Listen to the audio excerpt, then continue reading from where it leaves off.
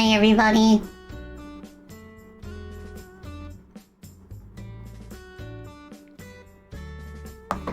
Welcome, everyone. Hi, everybody. Hope everyone's doing well today. Welcome, welcome. So many wonderful people here today. Erica Tamamo. Hi. Welcome, sis. Hello, Neon Purrs, Anne, Blake, Bandit, Argo, Onyx, Fenru. Thank you for the follow. I appreciate it. Welcome, welcome. And hello, James Scarlett. It's nice to see you here. Welcome to the Spacey Bottletelli channel. I, of course, am Spacey Bottletelli. I'm a Gadgeteer Bat and a game developer, and I'm going to be doing some game deving in a little bit. I just wanted to chill on my chat screen for a little bit, though, because I just got out of a call that I was dreading for most of the month. So, hold on, let me get a sippy.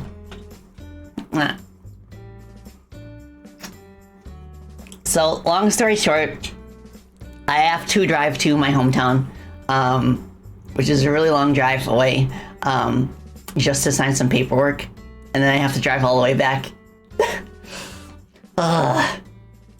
So, I'm probably not going to be able to stream on Tuesday next week, once again, because of that. I don't have a fax machine, so this is the way it has to be. It's like a 3-hour drive from where I live now to my hometown.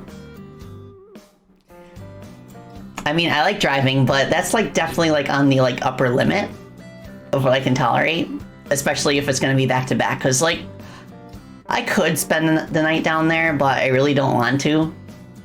So I just want to drive down there, sign some paperwork, maybe have dinner with my dad, because I haven't seen him in a while, and then drive back. 3 hours is the length of your whole country? Oh my goodness. Yeah, I forgot about that. How in Europe, like, entire countries are the size of, like, individual states in the US. Yeah, dad visits. I mean, like, I could spend the night at his house, but it's not very comfortable there. Especially not compared to my bed in my bat cave. My bed is absolutely perfect. Wow. You did, though? You got through the call, and now the thing you were dreading is done with for now? Almost. Yeah, that's true, Neon Purse. I'll try and look at the bright side. I'll just rip the Band-Aid off once Tuesday or Wednesday. I don't even know if it's on Tuesday or Wednesday. Yeah, the person that I talked to is going to get back to me later about that. I kind of hope it's on Wednesday because Mama Spacey will be home so she can watch Sammy and Paige for me. But we'll see. You were just on your uncle's birthday? Oh, nice! Happy birthday to your uncle. Wow. Paperwork issues is international? Yeah. I mean, I am a businesswoman. I have to adult every now and then. It's just a fact of life. Yeah, thank you for head pats. Thank you, Joker. So nice. Yeah, I do wish there were better, like, train options for this sort of thing. But honestly, like, I feel like a train trip at that distance would be slower. Because the fact that you would have to, like, wait at the train stop until it's there, and then they would have to stop multiple times. Whereas if I'm driving by myself, I'm just, driving straight there. Yeah, scenery though, yeah. I'm gonna have to update my playlist too on my phone.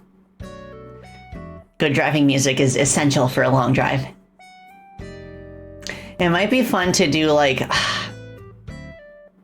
what's that thing on Twitter where you can have like a voice call with a bunch of people?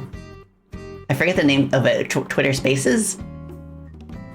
Maybe I could do like a Twitter Spaces while I'm driving or something. I don't know.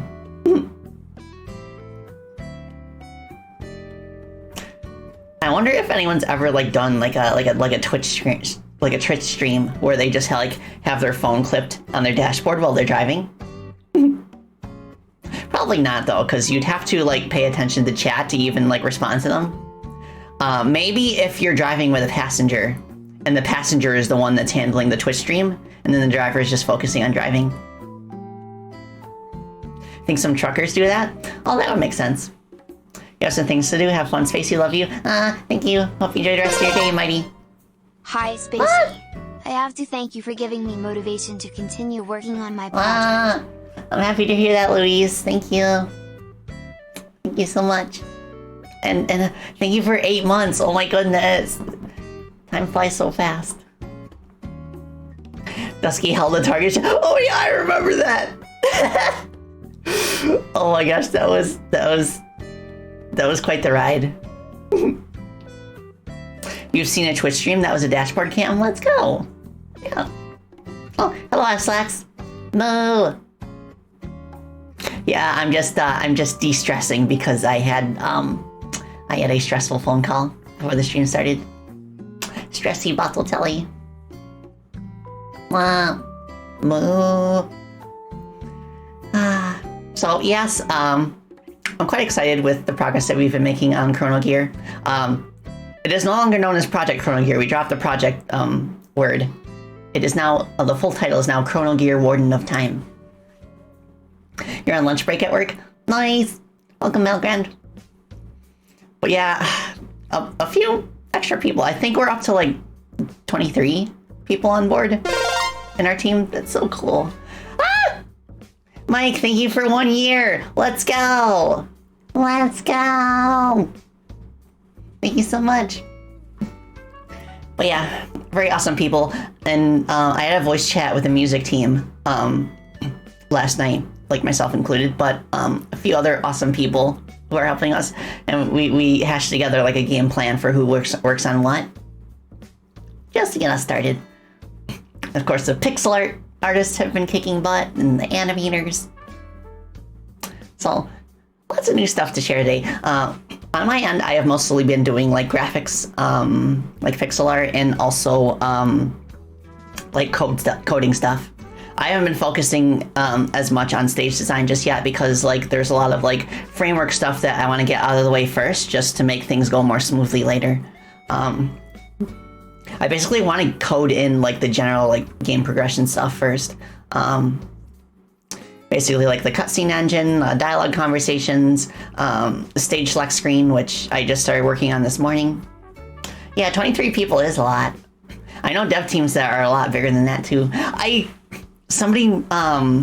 of my friends mentioned the other day, my friend Zerx, who is also on our team, he let me know like an interesting fact about Sonic Adventure 2. There are only like 11 to 13 people working on that game, whereas there were like over 100 for the original Sonic Adventure. That's very surprising, but also not very surprising because like it's very well known that Sega was split between their Japan and San Francisco offices during that point. I think they did reuse the Adventure engine. But yeah, 11 people. Oh my goodness. I mean, outside of like the people that they commissioned, of course, for like music and stuff, I guess. You wish you knew 23 other people interested in game design where you are. Oh yeah, that's a mood. Yeah, that's one of the things I love about the internet, especially when you're working on like a fan project. Like, I understand like the appeal now because it's just like such a good way to like get to know people who share like a common passion for the source material. I especially like experienced that like talking to people in the Sonic fan community. And like that explains why there's so many awesome like Sonic fan projects that have such large teams. It's so cool. One thing to be careful about though is teenagers forming a fan project team. Oh yes, absolutely. I refuse to work with anyone professionally who is under the age of 21. It's just something that I personally do not feel comfortable with until they're that old. Do you have everything you need as far as your team is concerned? I think so, yeah. I think at this point, I just want to maybe get a few more coders who are familiar with Godot. So that way I have some backup in terms of like bug fixing stuff, and I also would like to find a coder who is familiar with the shader language that Godot uses, because shaders are kind of my weak spot. in terms of game design. Like, I can code them, but it takes me a really long time to like research stuff and figure out how everything works. It's good that you're using Godot instead of Unity. Oh yeah, we like not just with my personal projects, but with my projects at Galaxy Trail, like we've pretty much like switched to Godot 4 fully at this point. Like even before the whole Unity thing, we had switched over. And it's really cool. Like the timing could not have been more perfect with the Unity stuff, because like it went down like literally a few days after Godot started their like big fundraising project. And like they recently got like $100 grand donation from somebody, like one of the more prominent like studios or companies or whatever. And they're apparently going to get another $1,000 every month that the project remains like open source and in good standing. That's really awesome. I'm so happy. The fact that Godot is getting this much support and it's getting so good, it's really going to help in terms of forcing the other subscription-based game engines to really step up their game and offer something like substantial for the amount that they cost. Because the reason Unity is in this pickle to begin with is because they were pretty much untouchable for years.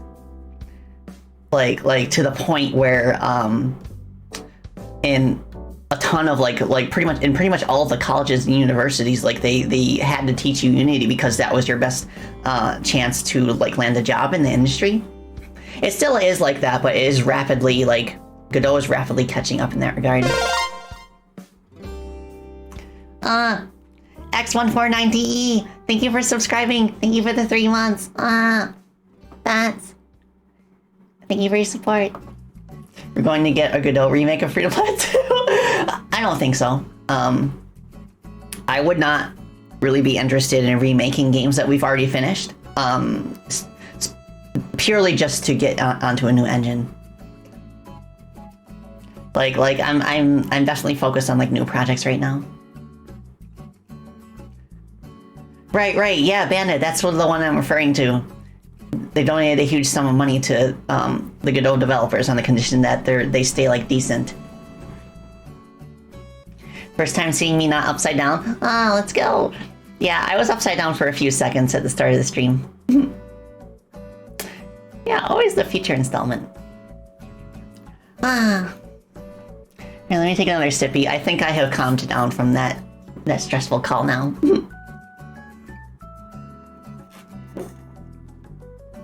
That wasn't mad or anything. I just like, one of my like biggest pet peeves is when I plan things out for a given week and those plans kind of like have to get switched around. I'm like, no!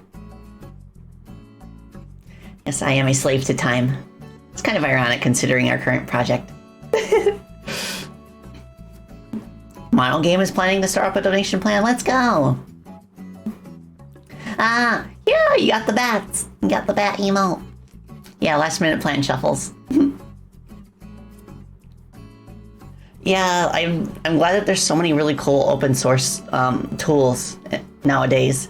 Not just in the game development sphere, but like in terms of like alternatives to like Adobe products, for example. Very, very cool. All right, I see no reason why we can't jump over to the game dev screen. Okay, hold on a second. Make sure I got my playlist. Bum, bum, bum, bum, bum. Okay, I think we're all set. Bats. Bye. Welcome everyone, I am Spacey Batotelli. I am a Gadgeteer Bat and a game developer, and today we are doing some game dev for our hololive fan game project Chrono Gear.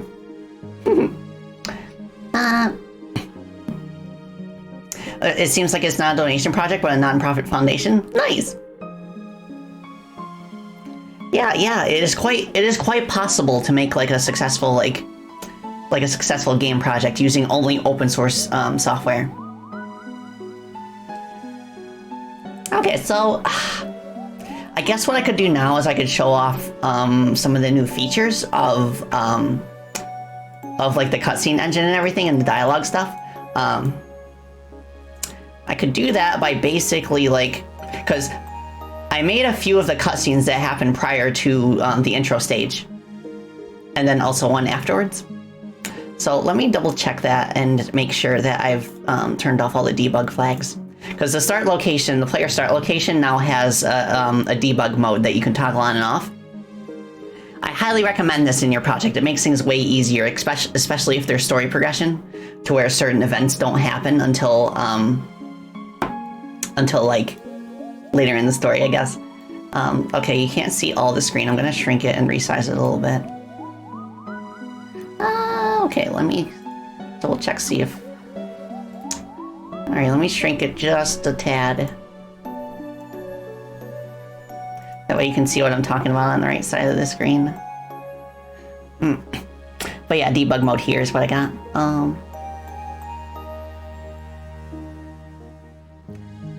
Okay. I'm quite OCD about this.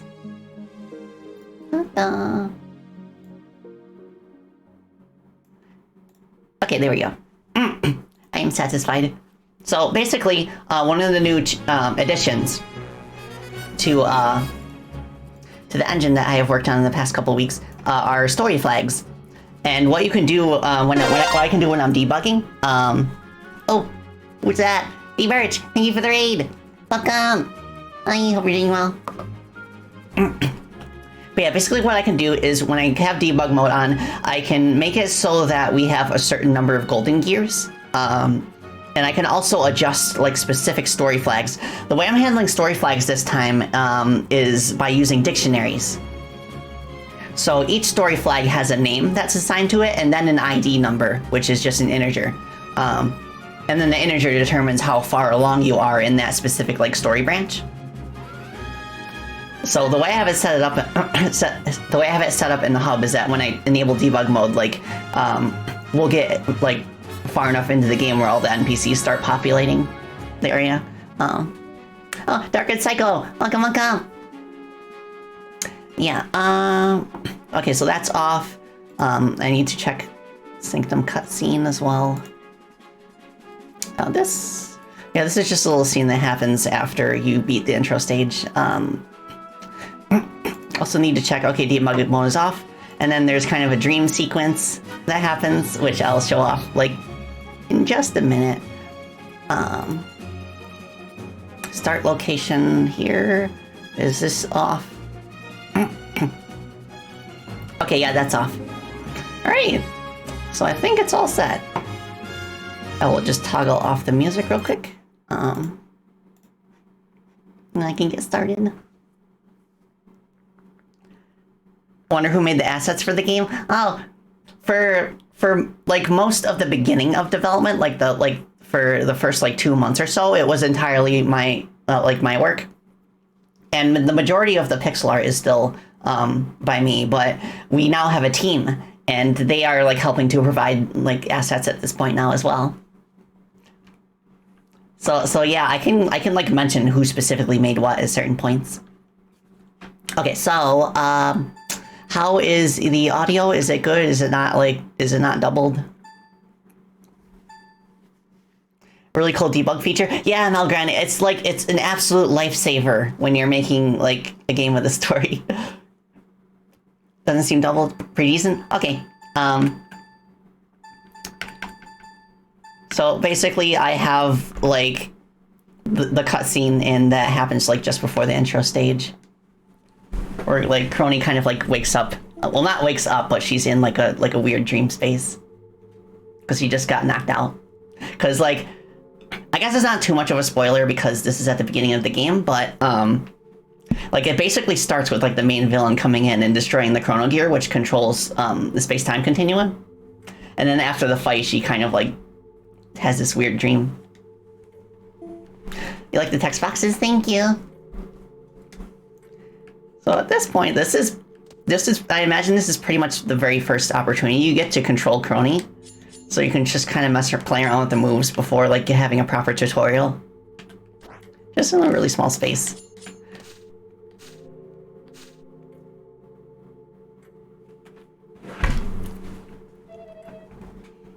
I wonder who that is. Iris.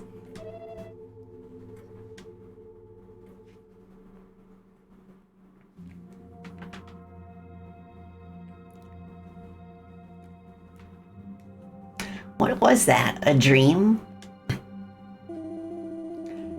Everything has been shattered. Ironically, I don't have the time to be lollygagging.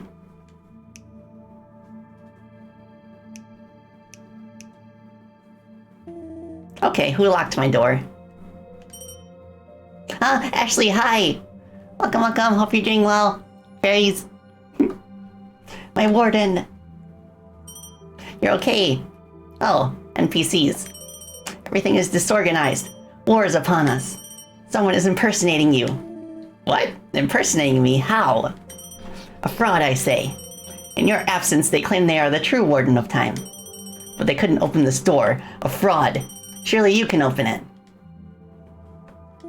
There are golden gears scattered all over the world of time. We found one, but the turncoats are keeping us from getting it for you. Leave that to me. Guard this door until I get back. I'll open it when I feel like it. Yes, my warden. Oh yeah, they make little bell sounds during their dialogue too. So yeah, the intro stage is unchanged since last time. Still got the same progression in cutscenes. I also noticed in that cutscene there was a bug where the camera was lower than it was supposed to be, so I have to see what's up with that. I think maybe something's up with the hotspot that is controlling that.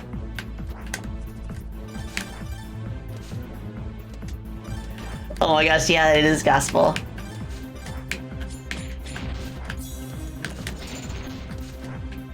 But yeah, the dialogue actually in that conversation was done by our new writers. So major props to Trip and XS for helping out with character dialogue.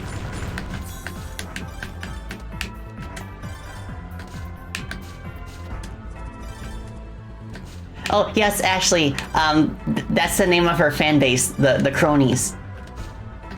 It's like based on the word crony with a C, but obviously like it's pronounced the exact same as her actual name. So I think that's really cool.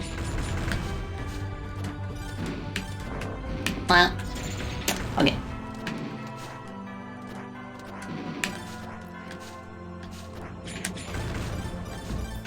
Okay. Do this.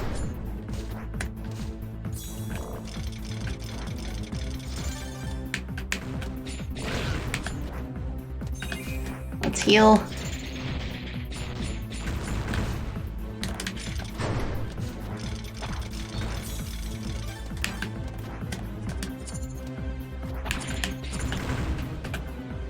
Oh, faceplant. Remember you saw the little clock guys before? You're mentally referring to them as clock hands. Oh, that's a cute name.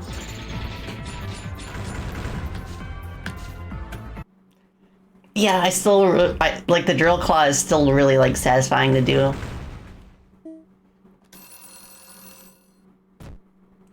Also, something I realized in this cutscene, like when I first made this cutscene, there was no way for me to change the direction of characters in a cutscene, so I have since added that.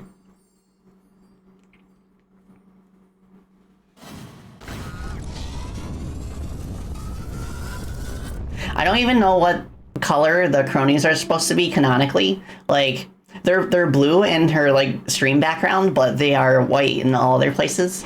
So I decided to go with blue. Maybe there could be like white ones as well. Okay, boss fight. So after the boss fight, if everything works as expected, then there should be another cutscene before we go to the hub area. Yeah, the color can vary because there are like enemy red cronies in this game. But yeah, we got a few different colors.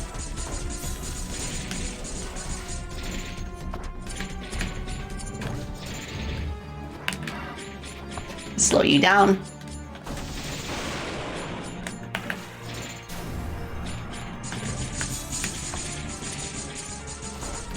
I might want to buff Crony again to make it so that you can use haste and stasis at the same time. But we'll see.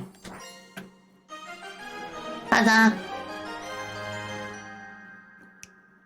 So now we should go back to the door. Yeah, let's go. It works. Wailing on stuff seems like it feels so satisfying. Thank you, Ashley. Yeah. A rank, let's go. Would you say that fight was about timing? Yeah. Pretty much, yeah, basically. Yeah, there is no A rank in this game. I might change that depending on how easy it ends up being to A rank everything. Because I have to be somewhat lenient with the requirements. That way it is reasonably possible to get like a total A rank. But if you're just aiming for like stuff individually, like for example, just getting A rank on song power, then it's quite a bit easier as well. Yeah, okay. Okay, so far it's working.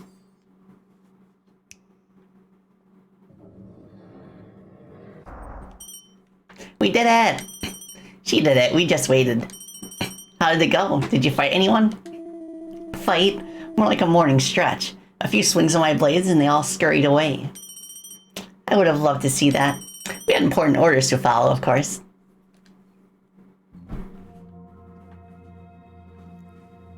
Alright, so this is the part where we enter the hub for the first time. There are actually a few, I expanded the hub since last time. Like before, it just had like an indoor area like right up here with some arches. But I made room because we have a portal now that takes you to the stage select screen, or at least it will. It's not programmed yet, but yeah, this is the room that contains it. This is where it all began. Time, history, power. A monument to the birth of the universe, built at its origin point. Well, it pales in comparison to the power of the Chrono Gear. I can still use it to travel to any location where a golden gear is present. Yeah, so this portal was made by Apple, one of our other pixel artists.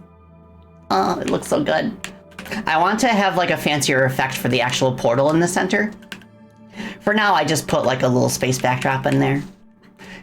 But yeah, there'd be like a prompt here where you could press up and then you could kind of like you'd press up and then the portal would expand and then the screen would zoom in on it and then you'd go to the stage select screen. And then when you pick a stage, then you would kind of like teleport. Are you going to put a camera zone to lock it a bit higher to that boss fight? Saw a lot of ground there. Oh, Robo East. Yeah, that's a good idea. I will be sure to remember that. Ah, Anthony. Hi. Hope you're doing well. I also really like how the reflective floor looks here. I'm not sure if I want it to just be this. I mean, I like how it looks now. It's nice and clean. But maybe I could add like some ripples to kind of like represent ripples through time. Also, I've expanded the amount of behaviors that NPCs can do during dialogue conversations, and that's best showcased with this little guy. You'll be pleased to know that there is only one spider in the entire sanctum. And it's in this jar, safe and sound. It was in this jar. What a delightful joke. Very practical. Ha. Ha ha ha ha ha ha ha ha ha. Yeah, a joke. Of course. Seriously, find the spider or I'm melting you in the scrap.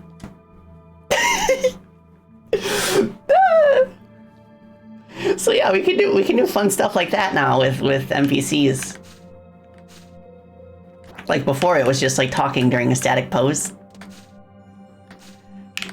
But yes, there's like a notorious like clip in Crony's community of her like freaking out over a spider. So like she's kind of like associated with like fear of spiders. But obviously I'm not going to show the spider in the game because I want this to be arachnophobia friendly. Well, okay. And then the mirror is still here. I can't remember if I showed this off on my last stream yet, but there's a reflection now. And when you talk to it, like the reflection actually changes its sprite to show Crony smirking at her own reflection. Because one of her other gimmicks is that she's like literally in love with herself. Oh, Crony, you look amazing as always. Why, thank you, Crony. You're quite a looker too. You bet I am. I might change that to be like, oh, stop. You stop. No, you stop. I could maybe do a mirror on the wall line. Okay. You remember being that for there live? What a moment. Oh my gosh, yeah. I feel bad for her though when it comes to spiders. But supposedly she's like, I recall her actually like having another spider encounter at a later point, and she handled it like a champ. Okay, so there is one more thing I can show off here. I can show off the other NPCs, which I think I did last stream, but there's a few more, and there's something like extremely important as well that I just have to share. Oh yeah, I gotta have a Yagu cameo at some point. I'll have to give it some thought about where specifically he would be best like positioned. But oh my gosh, I gotta have Yagu in this game. Lancelot, that I don't think the Sanctum boss was a spider because he only had 4 legs. Nice. Will the interactions with the NPCs be the same every time you return to the hub, or will there be additional scenes as the story progresses? Yeah, I want to do the latter, Bandit. We want to have it so like there could be like little side stories that happen concurrently with the main story. And then also maybe do something like where the dialogue of individual NPCs would kind of differ depending on where in the story you are. Other Alex, hi. Hope you're doing well. Oh, you have to keep that house vacuum cleaner near the basement bathroom as a pest exterminator. Oh, yeah, that's a mood. Because there are some, like, I wouldn't say I have an actual, like, phobia of bugs, but there are some, like, creepy crawlies that really freak me out.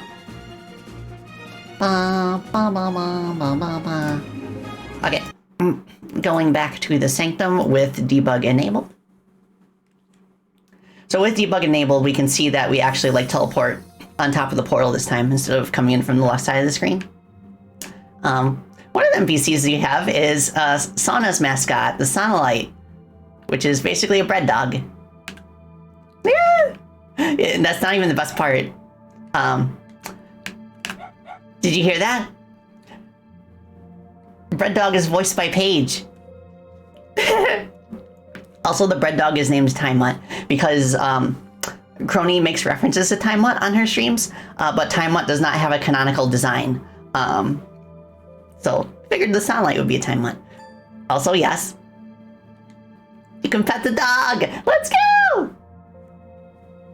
Yeah! Yay! So yeah, all of the animations for Timut were made by Verg. So major props. I still have to decide on I'm not really set on this location for Timut yet. Maybe Timut could be like I don't know, somewhere further up here or maybe up on the top. But I kind of like the idea that like Timut is the first NPC you run into after returning from a stage.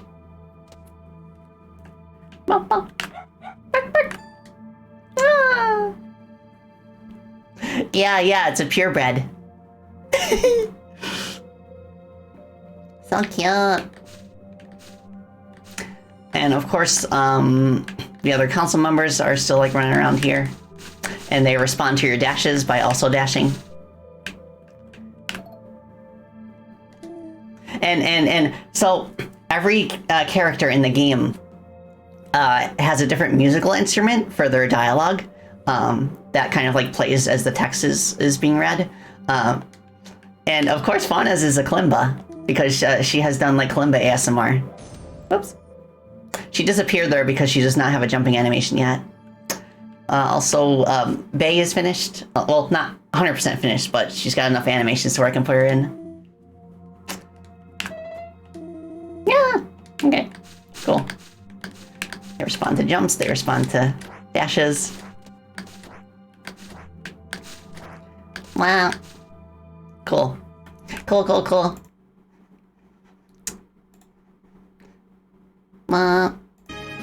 Let's see, what else? Really nice work so far, thank you. The dog noises are so perfect, thank you. Can Timut get belly rubs too? That would be adorable. But I think the pet should be enough to get people over. Okay, yes. Showing off the dog petting action. I also have added checkpoints. I will just go over to a test level for that. Or wait, I could go over to I can go over to that train station that train stage that I was working on in the previous stream. Now let me just push this to the side. So yeah, during my last dev stream, I drew this background, and I also drew some of the tiles for the train. So I will just put a checkpoint here somewhere.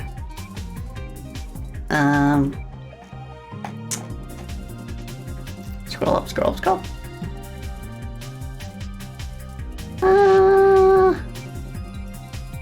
Yeah, let's put it right here, I guess. And then I can kind of show you how it works and kind of explain what my plan is, because it's not like 100% like implemented at this point. Also, let me take sippy. What? Oh, SLX, hi. Let me take sippy. Oh, Lance, hi. Other Lance. We have two. I keep forgetting we have two Lances who are regulars in the chat.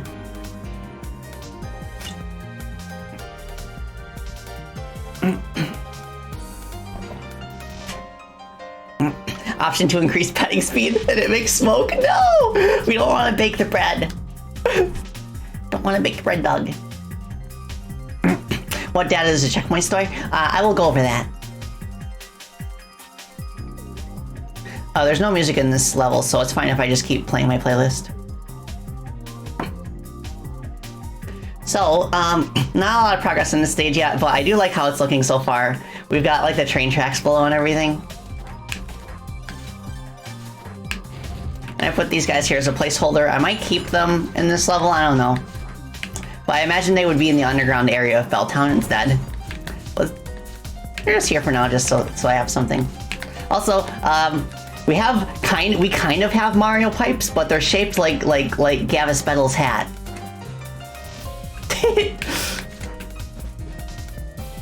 And you can rotate them so that they go sideways too.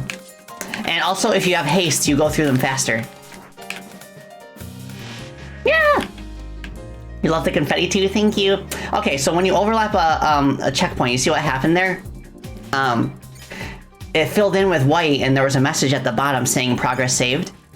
So when you stand over one, press up, you can call on one of the council members, depending on who is available to summon. And then you can spend, like, music notes that you collect in the stage. And depending on how many you have, you can summon them to have different beneficial powers. I want to make it so that each power kind of like gives you like a permanent effect for the remainder of the stage. But we'll see. Yeah, this menu doesn't do anything just yet. All I can do is press start to exit out of it. But the checkpoints, they save. They basically save your time, your collected notes, and also the damage that you've taken. It basically just acts like a save point. And on the stage select screen, which I'll show what I've worked on with that so far in a little bit, on the stage select screen, when you pick a stage that you've already visited, it will show a list of the checkpoints that you've crossed, so you can return to the stage at a specific point because they're pretty open-ended. So that way, if you collect a golden gear and then return to the hub, you can jump right back in where you left off. So you don't have to play through entire sections of level again just to get to like the crossroads where the next golden gear is. So it's pretty experimental. I've never done something like this before, so I guess we'll see. I'll hope that it works out. How much training is going to be needed to be good at this stage? I don't think a whole lot. Like, the World of Time levels it's the first world that you go through, so I want it to be pretty simple, at least as far as the combat is concerned. Sounds like a good convenience. Thank you. Okay. So that's that. So last we last I left off, like this morning, I was working and like trying to come up with a good like concept for the stage select screen. This is what I came up with.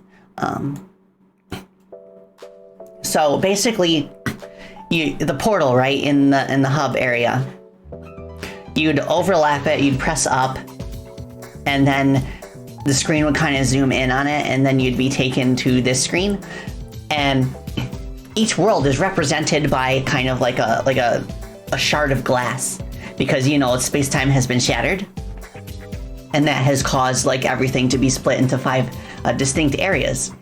We start in the world of time. After we clear that, make enough progress there, we can go to world of space or world of nature. And then once we have cleared space and nature, then we can go to civilization and chaos. And I think like the inside of the glass pieces would kind of be filled in with elements from that world. Like maybe the background of the time shard would have like clockwork stuff and gears and stuff. Maybe the background of nature would have like trees and foliage. And then like background of the space, of course, would be like space, but to a bigger degree than the current background, where there's like planets and nebulas and stuff. Yeah, that's exactly, Bandit. Each world represents a member of the council. You personally would never try to, out of, for instance, fury or deceit, damage it. Yeah. Yeah, if I would never, out of, for instance, fury or deceit, try to damage any like magic orb of sorts. So yeah, so the challenge here, I kind of want to make it so that when you press left or right, the whole thing kind of like rotates around. But since it's pixel art, it would kind of get some like artifacting in the corners. So I'd have to think about how to handle that. Oh, Lancelot, you must pack up for the stream on your phone as a go-to meal because your dad has called you to work at a funnel cake booth at the country fair today. Oh my gosh, that sounds lovely. That kind of reminds me of the dream that I had last night. I was at like... I was basically in like the town that's near my house, like the small like touristy town, and there was apparently like going to be like a circus performance in the old theater.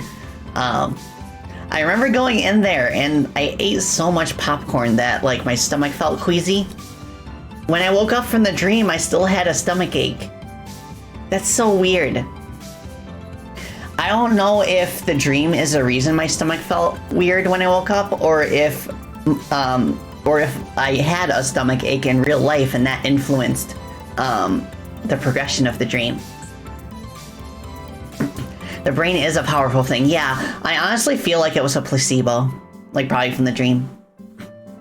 Cause like after I was awake for a little bit, I was fine.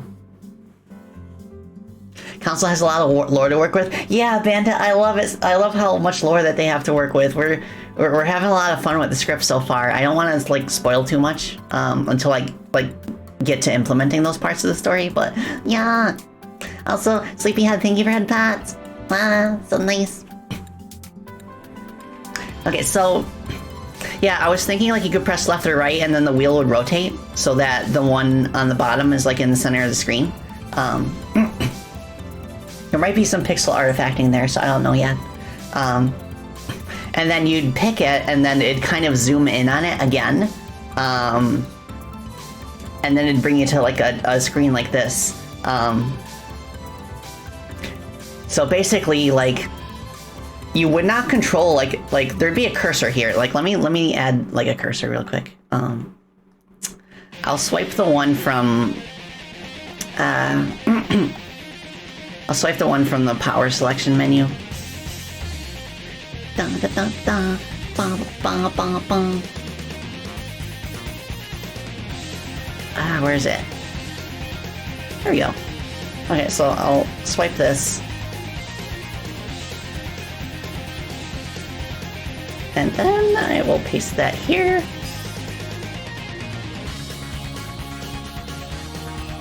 Okay, so...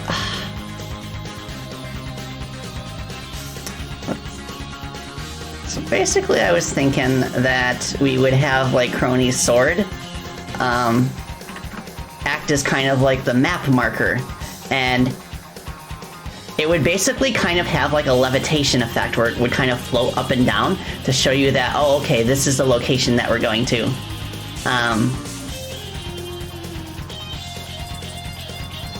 Okay, I'll rename this to map cursor just so it's clearer to me later on. So, but what the player would actually be controlling is the menu interface on the left. So, you'd press down to keep going through the levels, and then the cursor would change position onto that specific level. And as you gain access to stages, there would be like lines drawn to like the different like branching paths and stuff, and it would kind of look like constellations in the sky. You want some Jackbox party games this week? Let's go! Congrats, Gara. That sounds awesome, huh? Thank you. Yeah, I love this song, Sleepyhead. I am not looking forward to playing Mega Man X7, but I am looking forward to hearing its soundtrack. Yeah, so I guess for the line thing, I could do something like temporary as a placeholder, just to see what it's like. So the world icons, no, that's not it. Let's see. Okay, here we go. So what I want to do is I want to add a 2D line. And I could position that so it's underneath, like this. No, don't want to do that. Okay, how does this work? Width is 10 pixels. Okay, points. There's 1 point. So I could have it like this, and then I think I could do a color curve. So let's have this point, and then let's go down 80 pixels, I think. Close. I think it's 72. There we go. I think that's a little thick.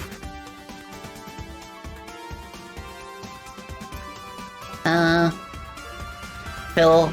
Yes, gradient. Let's go. Ba-da-ba-ba-ba. Da-da-da.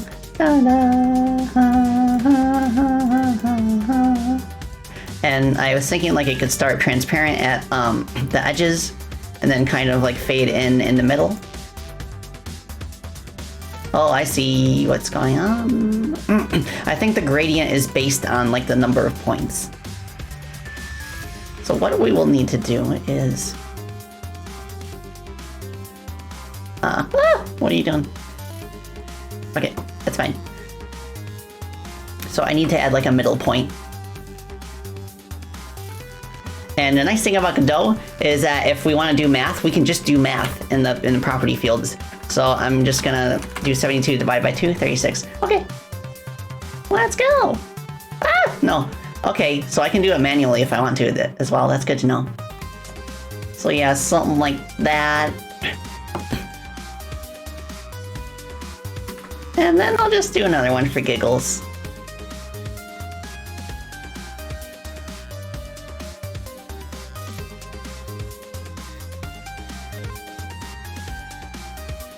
So yeah, like that, like you would, so you would start in the hub, which is the Eternity Sanctum, and then you would be able to play through Belltown first, and then once you get a Golden Gear in Belltown, you will gain access to Carnival Railway, Sands of Time, and Jewel Cyclone all at the same time. Oh, the WoW Master has arrived. Yeah, last time I played Mega Man X5. I'm not enthused about playing X6 either, but I might as well. I mean, if it all comes down to it, if I really don't feel like playing base X6, I could play the X6 Improvement Project, like, right off the gate. Ba, ba, ba, ba. Can't wait to see you play X66 and X7. Yeah. Yeah, the Improvement Project, I'm very interested in that. I really liked the X5 Improvement Project. Because, like, kind of what I did with X5 is I played base X5 as X, and then I played Improvement Project as 0. Okay, so I think this looks pretty good. Now I need to determine I need to determine like a place on the stage select screen to fit like information about the level, like the saved checkpoints, for example, that I was talking about earlier, and also which golden gears you've collected. It might be fun to kind of like zoom in again up to like a stage map that kind of like shows like the basic outline of the level, and then it would show you like specifically where the checkpoints are in the level. So I could sketch something like that real quick. You know, what might be cool is that if I didn't have to draw the stages by hand. Oh, wait, no, I got an idea. We can make a timeline. So...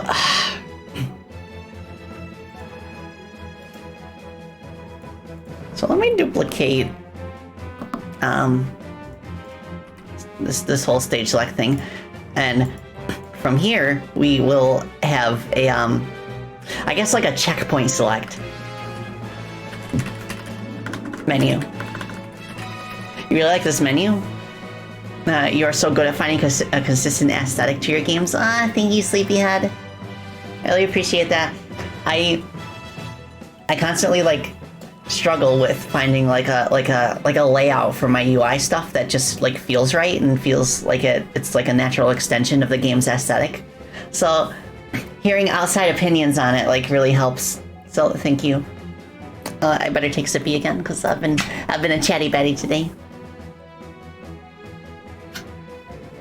So I'm developing a game then right now. Yeah, of course I am.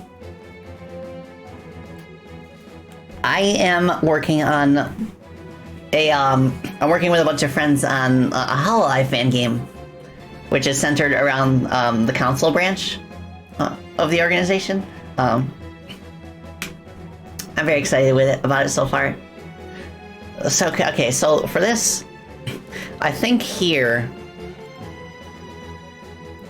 I could have like the name of the stage. So I'll use Belltown as an example. And then,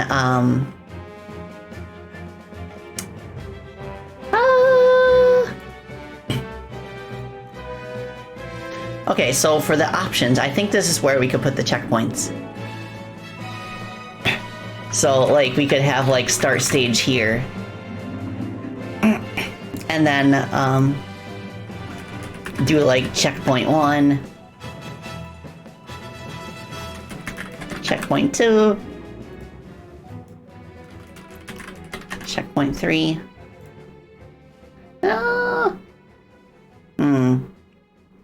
Right, we need an option to return. So I'll do stage 1, return stage, start stage, and then return. And then I'll do 3 checkpoints.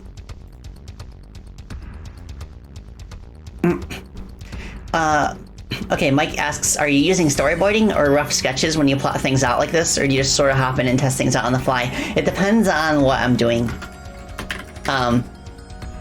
If I need a visual guide for what I want to do in a given cutscene, I will just sketch something in like MS Paint. What I also like to do is just like write a sequence of events that I want to happen in Notepad. To see why you're excited. Thank you. So this game is not an official Galaxy Trail game. This is a personal fan project. Like, I cannot in good conscience have Galaxy Trail endorse this because it is a free fan project, and I feel that might go against Cover's derivative works guidelines. So I just want to play it safe. I mean, it would be cool if we explicitly got permission to kind of like publish it on Steam, but until like we get like a definitive response on that, I will just like make a new Steam account specifically for the game. Yes, exactly like Hololive did. Because Hololive is on Steam and itch, but it's under like a separate like developer account than what KU has worked on in the past. I don't think KU has personally published any games. I think KU has only worked on like other games, like River City Girls, for example, as like for like art stuff. Okay. So I think I'm gonna separate this into 2 windows. So I'll take this panel, I'm gonna shrink it down a bit, and then I'll make another one, and then do like this, and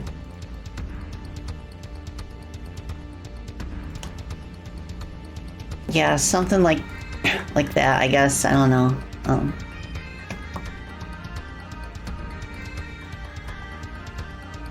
Well, makes you curious what Galaxy Trail's cooking right now? Oh, we're cooking things. I mean, our current focus right now is finishing up the console version of Freedom Planet 2. But we've got a few more things in the pipeline. And the way things are looking, I think like sometime in the spring next year, definitely by the spring next year, we'll be able to announce like at least one of our new projects. But I don't quote me on that. But that's just like a rough ballpark. I really loved Sonic and the Fallen Star. Has such good music. I'm really excited for the sequel too. It's kind of interesting, like, because they've said that it's not a sequel. It's like an entirely different game. I guess that would explain why like the HUD looks so different than before. It's kind of curious. One of them, yeah. we have more than one thing cooking. I mean, you know we do, because we're working on Freedom Planet 2 right now, and I also have been like pretty like, it's pretty much an open secret that I have also been dabbling with like a 3D racing game. That's not gonna be the one that is revealed in spring, because I've kind of putting that on the sidelines for now to focus on some other stuff. But I'm quite excited for that to make more progress as well. So, okay, so for here, I don't know, something like that. This feels inelegant because, like, generally you have like the whole like return to the previous menu thing at the bottom, but I guess I could try that.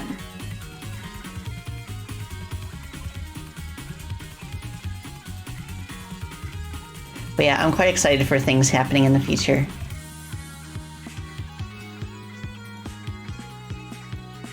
And it's just been an absolute joy to work with, to like meet so many new people in the past few months. And like, kind of like teach them what I know, and like, we kind of uplift each other that way. Okay. Let's do this, and then this, I guess? I don't know, something like that. To where like, because I want the start stage option to stand out. Because when you do that, you're starting like the stage over from the beginning with like a fresh like set of like ranks and stuff. I don't know. And then separately, you would be able to like return to one of your saved checkpoints, just in case you want to like not have to like replay parts of the level. Yeah, Ashley, you're also excited to show things? Mysterious fairies things? Oh, yes. Mysterious fairy things. Oh, I sense something in the wind. I sense the sprinkle of fairy dust. Ponder.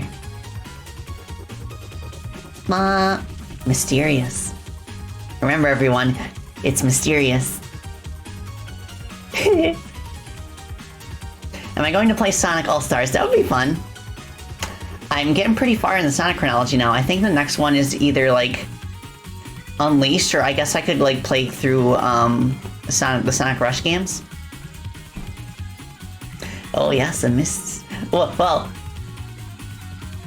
I won't say anything. Well, okay, let me take a sippy again.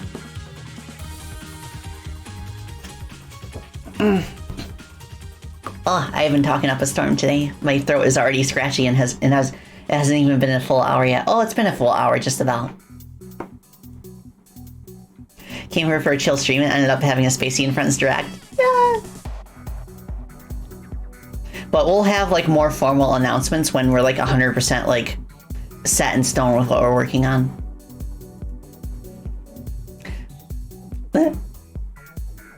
E. Did my sound alert not fire? Did y'all hear that? You didn't hear the E? I think sound alerts must be acting up because I haven't changed anything since my Shadow playthrough yesterday. I'm sad. Oh well. I will do the E's myself if you redeem an E. Okay, so yeah, and then we have the return here. I think that could work, honestly.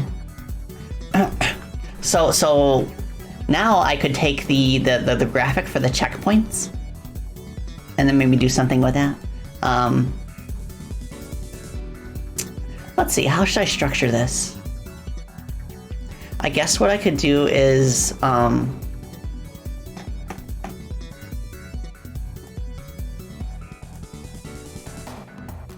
could kind of have the big icon represent the start of the level on the timeline. And then these would represent the checkpoints. Maybe. Oh, no. I want the checkpoints to be represented by the arrows. E. Also, thank you for head pats, Onyx Fenrir. Nice. Welcome, Onyx. Hi. I am doing some work on the stage select screen in my team's hololive fan game, which is called Chrono Gear Warden of Time. And right now I'm trying to figure out like how I want to structure the stage select screen. So, all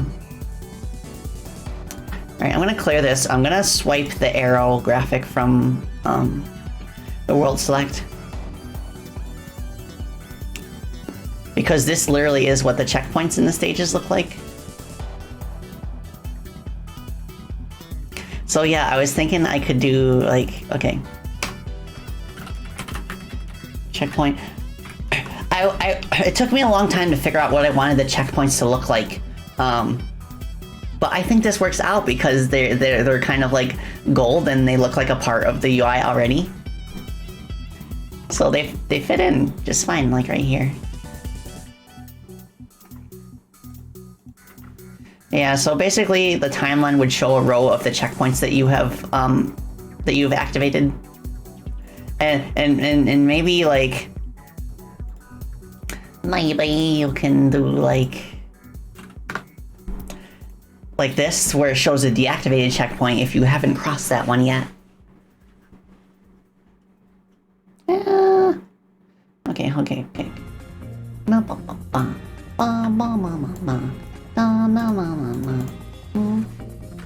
Start. And then I'll move the lines just so we have a nice visual representation.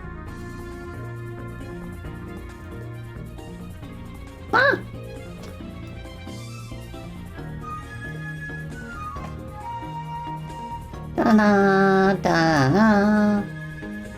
Da-na-da-da. Ba-da-ba-da-ba. Da-na-ba-ba.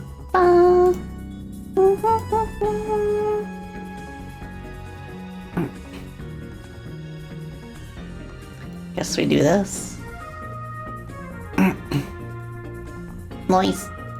Yeah, something like that. And the cursor could also move.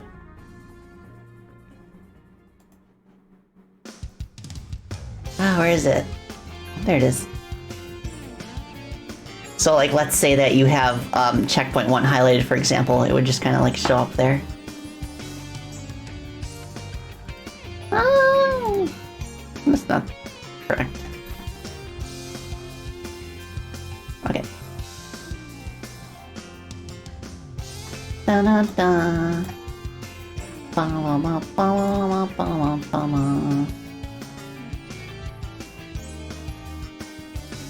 Yeah. I feel like I could do better because we have all this space up on the right side of the screen that is not being used for anything.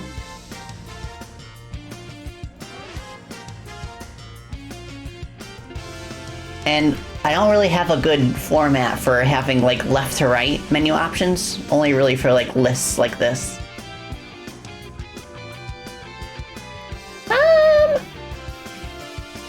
I guess I could center this stuff.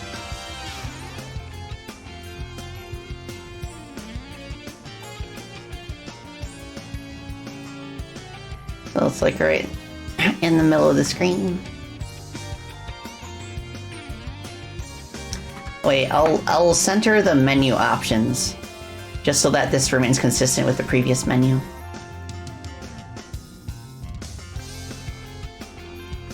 Okay, I think that's the middle.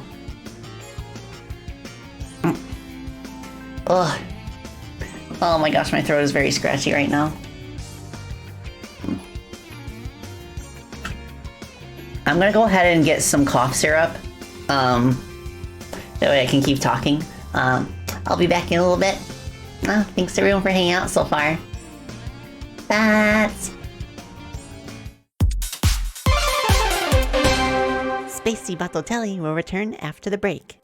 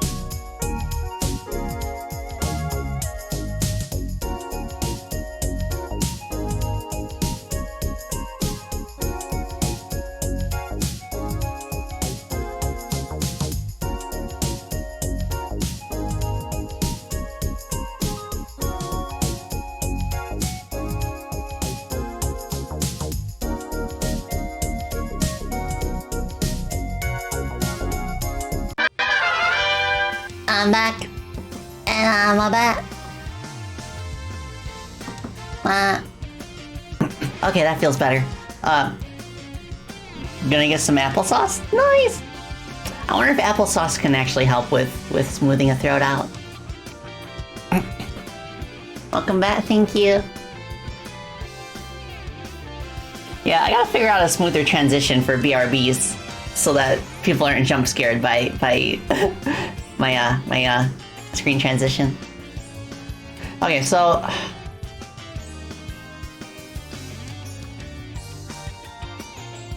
this is the progression that we have so far for the stage select screen. We've got the world select, where we pick one of the glass shards, which represents like one of the 5 worlds you can go to, between time, space, nature, civilization, and chaos. You pick one, it'll zoom in, and then show like this kind of like stage tree. Then you pick from this list. Oh, I just got an idea for something I need to add.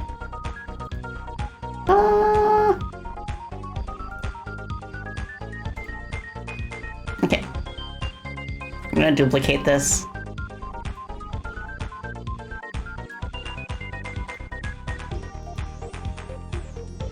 And then... okay,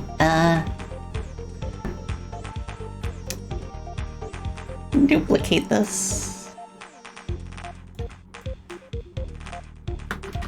Return. Gotta have a way to go back to the previous menu. I mean, you could just press B, but I like having like a visual like thing.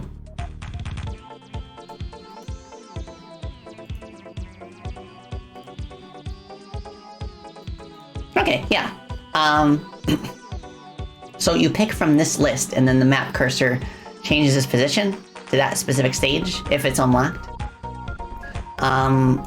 Also, if a stage is not unlocked, its icon would be hidden.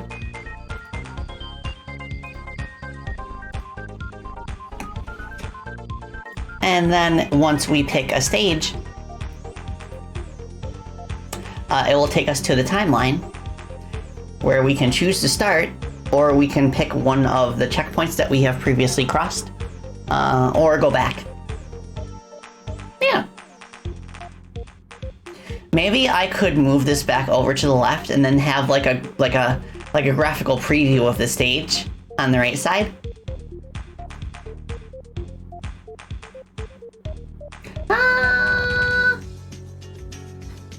I feel like the start stage option needs to be more prominent. Maybe I could increase the size of the text. I wonder if that's enough.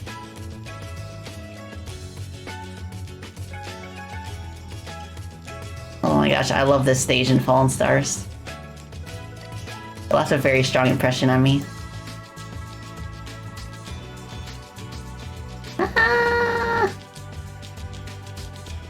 Yeah, something that big, I guess. I'd have to adjust the cursor to match. But for now, I can, like, drag that down here. Just so it's not in the way.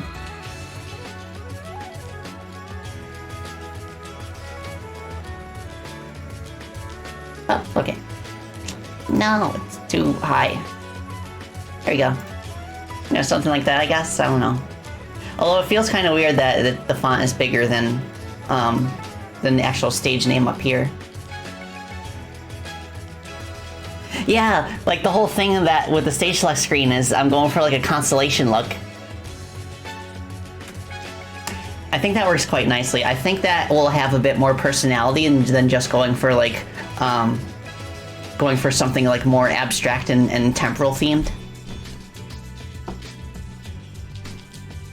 And the game does kind of like aesthetically is kind of reminding me of like a gothic anime version of Super Mario Galaxy. Your monitor's starting to flicker. No! Alfie Faye! I'm sending you good luck battle energy. Hopefully it keeps it together. Yeah, I don't like that. I think what's missing in the UI in general is I think I need icons to go with each of the options. That's something I did in Freedom Planet 2, and I think because I really like when games do that, because if you have each of your menu options represented by icons that appear next to them, it kind of like crosses language barriers that way. Because like the icon like gives like a pretty good hint of what the option is supposed to do. So I think eventually I will want to do something like that. Maybe what I could do is I could take like this, the smaller version of this graphic or something, and just put it next to each category. Might have to tear it apart and recap it though. No!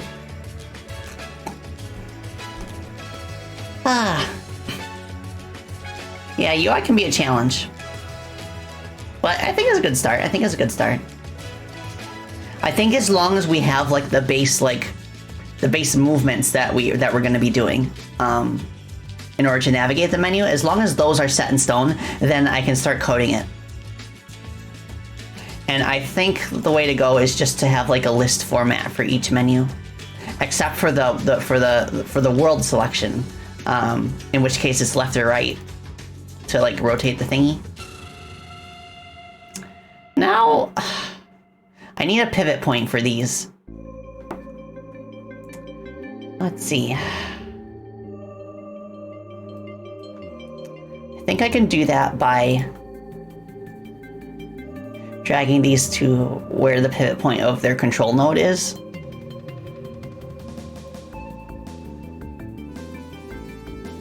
And then just kind of doing this.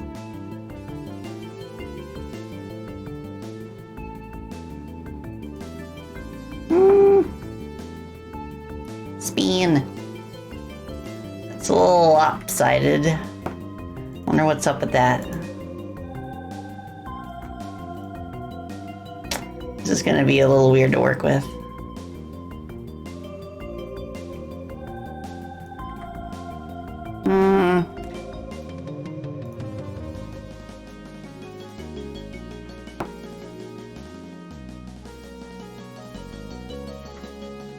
It doesn't have to be perfect because it is like a bunch of like shards of broken glass.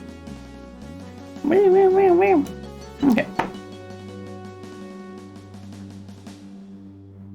Yeah, that's probably fine for now.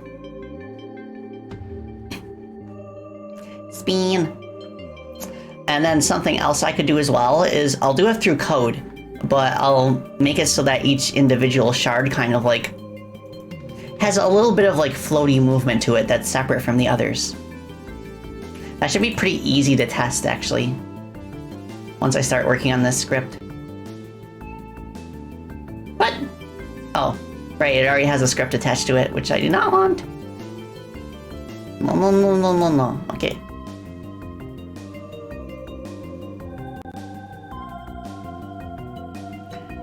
Okay, nice.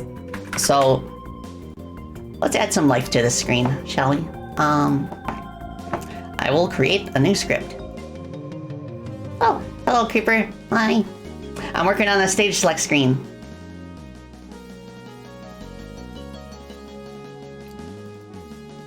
Full asset script, UI. Menu stage select. Oh, did I tell my team that I'm streaming right now? I did not. Let me do that real quick. See if they want to join in. I'm streaming dev stuff right now. You'd click to join. Ta-da. Okay, there we go. Okay, so the stage select screen. Ponder. I think we don't need a variable reference for the worlds. I think we just need like the main like group. No, I'll make one. Okay. Var world shards. Make it an array of nodes.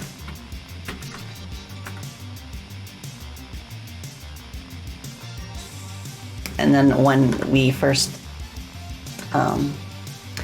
call the script, we will make world shards into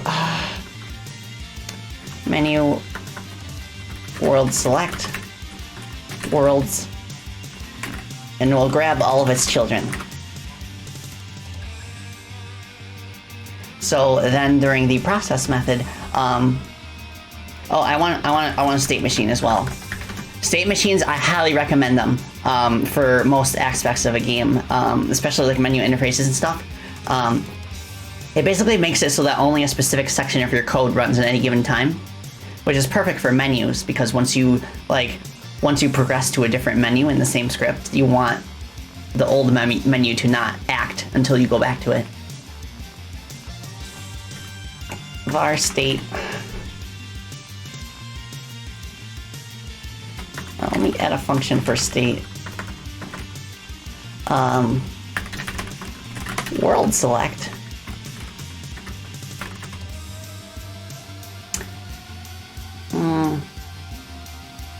Okay, we're ready with state equals state world select. And then in the process method, we just call the current state.call, and pass delta time into it.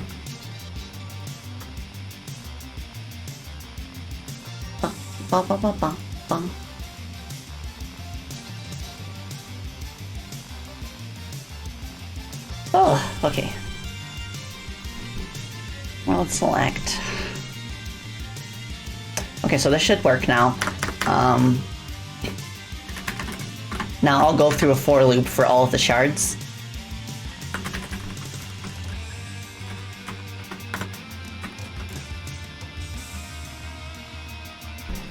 Also think I need some kind of timer. Float timer. I can't float.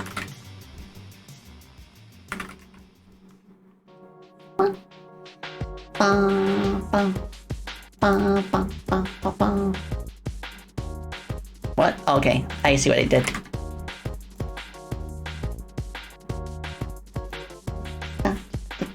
Okay.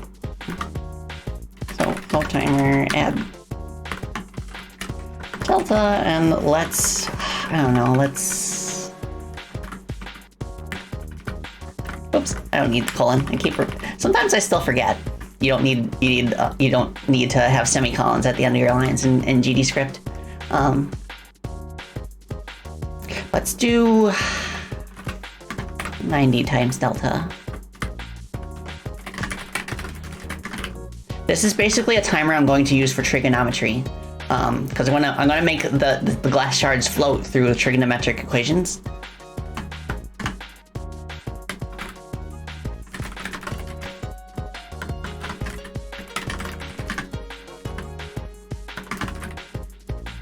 Okay, so you do need a colon for conditions. Shards.size. Let's do, I want it to be kind of random based on the position of the shard. So, world shards. Alright, this needs to be an array of controls, not nodes, because we're dealing with UI canvases. Wait, we can't get a list of children for...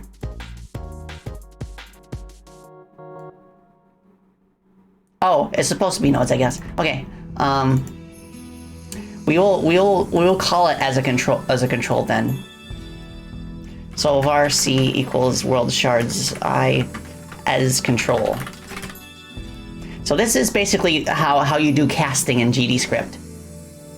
Like, casting is basically where you take a variable that is like a specific type of variable that you don't want, and you kind of like change it so that it's referred to as the variable type that you want, as like the class that you want, I should say. So, because world shards is an array of nodes, but we don't want nodes. We want to refer to it as a control so that I can change its position. So I do this. This basically tells us that, okay, we want to make a new variable that references this shard as a control.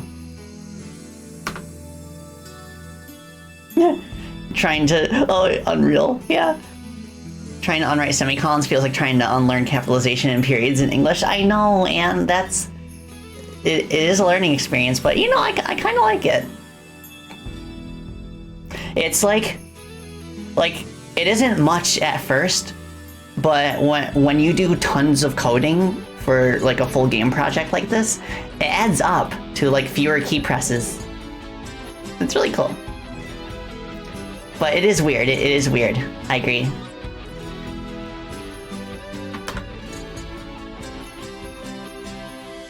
It's like, I would compare it to if you're from another country outside the US where you can never turn right on red when you're driving. And then you go in the US and all of a sudden it's okay to turn right on red. Yeah, one of my friends like a long time ago came over to visit me and like she felt that way. And she was like, "Oh, this feels so wrong." Okay, so now that we have this as a control, we can adjust the position. C dot position, the X. Let's just do cosine. And then convert degrees to radians. Always got to be careful about that when you're doing trig in any language. Make sure that you know whether it needs to be read in degrees or radians, and do conversions if necessary. Float timer plus I times, I don't know, 60. Wait. 360 divided by 5. That is 72.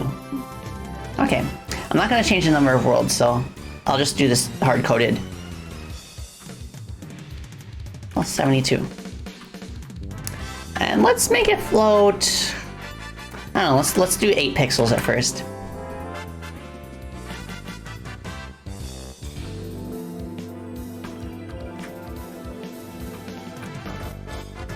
And then for the Y position, we'll do sine. Okay, let's see what this does. Oh, Bob, hi. Whoa, okay. I need to set their start positions. Ah! Oopsie. Also, I think they're floating too much. I mean, too fast. Well, hi, Bob. Hope you're doing well. I'm making the stage select screen. Ba, ba, ba, ba, ba. I love this song. A little bit of a performance hit, and you'll have to remember to manually rebuild your project when you export new variables you want to tweak in the editor. But some people have just grabbed their Unity C# code, tossed it into Godot, and manually fix things as they go. Yeah, I love how that's an option, how they give you the option to use C#. That's definitely going to make the conversion process for former Unity users a lot easier. And like, I had guidance from a friend, so I was able to like learn GDScript that way. But I would have just like done C# in Godot if that wasn't the case. I do recommend trying to learn GDScript if possible, because it does reduce compile times in the end. But it's nice to know that if there's something that GDScript is not currently capable of, you can do it in C#. Oh, you've seen that the Godot devs state that C# scripts are faster on average? Oh, that's really interesting. Ah. Yeah, I'll have to keep that in mind then. I imagine, like, right now, I could see maybe us having use for C# when it comes to, like, additional controller support. But we'll mess around with that later. Like, input is, like, its own whole beast. You think GDScript uses a similar bytecode VM as Python? Ah, okay. I'm not very familiar with Python, unfortunately. Okay. Right, we need an origin point for all of these shards. Var world shard start. I'll just do that. And then we'll make it an array of vector 2s. Because vector 2s is how we read positions in a 2D game. So now, we basically did the same thing here with the for loop, but now we do world shard start y equals c dot position. And now we'll take this. Okay, we'll take this, add here.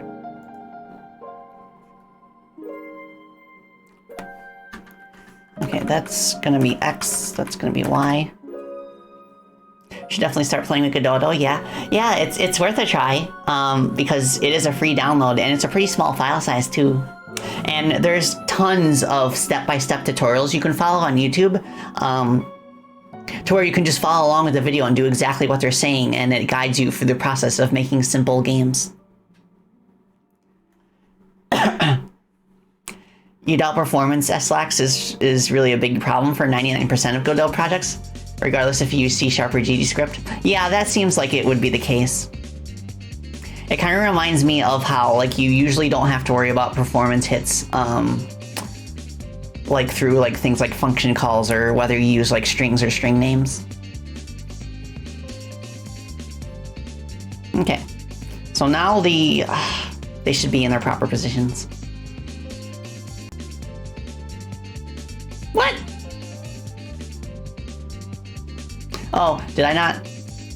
Right, I didn't instantiate the, okay, so what's happening here with this error is that,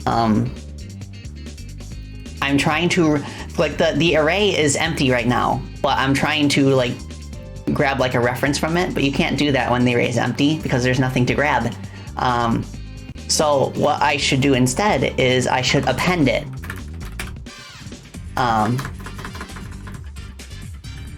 And that basically adds a new entry.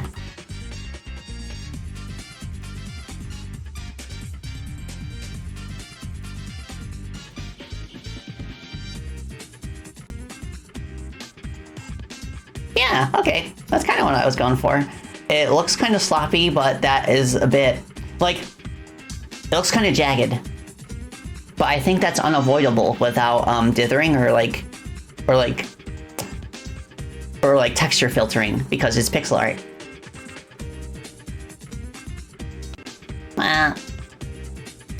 I think maybe instead of having them float in a circle, I would want them to float towards the center and then back. And I think I can do that by using a lerp with its position.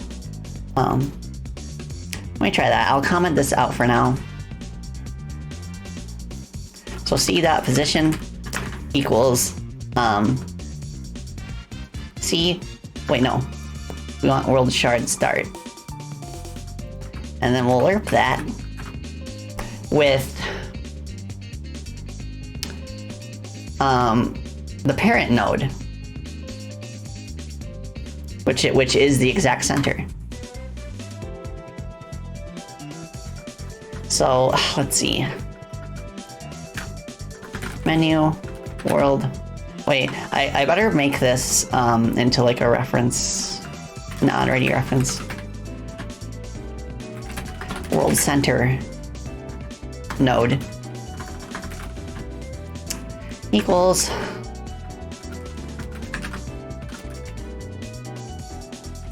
any world select worlds.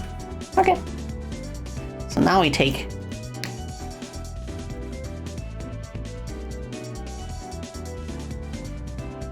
I will need this for when we rotate stuff, but for now I think we can just do vector 2 0. Vector 2.0. Let's try it. See what happens.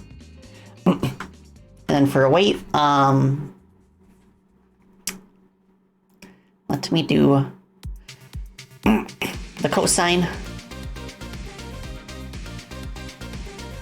And we'll do like a very small number, like 0.1.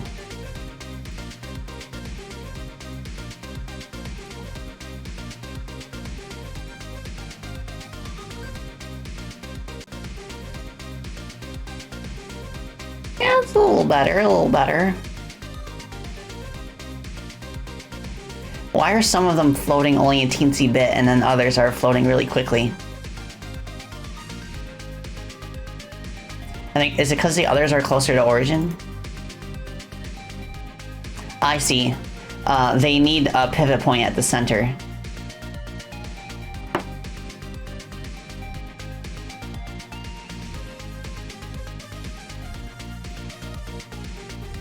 I want to play this game again on hard mode. Gravity circuit's so good.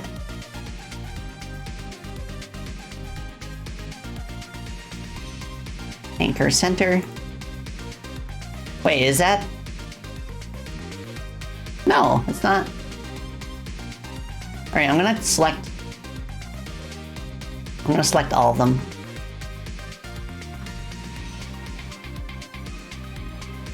Preset center.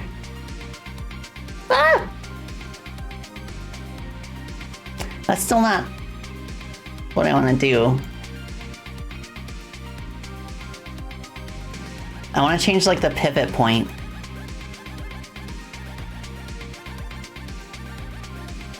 I need to find it. Oops. Okay, let me take this one. Because it's still, how do I change this? Oh, pivot offset. Man, I gotta do this manually.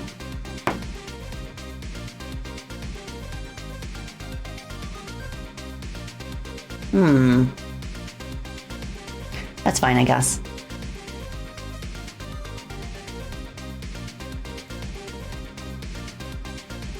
Dun, dun, dun, dun, dun, dun, dun, dun, dun, dun, dun, dun.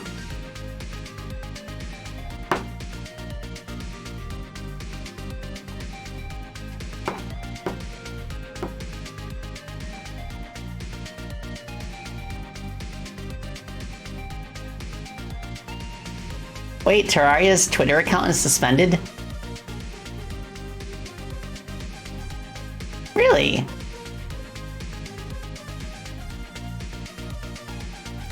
That is interesting. Ba, ba, ba, ba, ba, ba, ba, ba. Oh, their actual Twitter account is Terraria_logic? Oh, okay.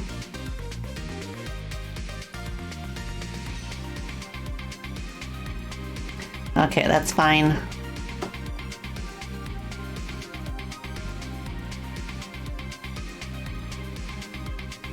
I'm gonna put this here. I like how, like, Godot, like it doesn't, like, update the position when you change the pivot offset. Like, I appreciate that pivot offset is a separate thing. You don't have to worry about, like, accidentally adjusting it through other means.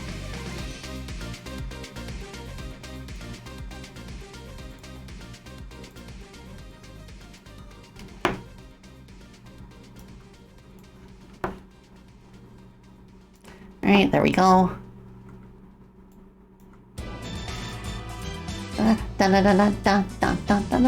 So directly above this point is where the origin is, where it spins. So we want it to point there.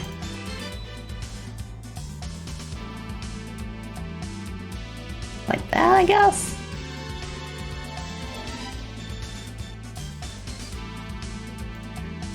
Move these down here.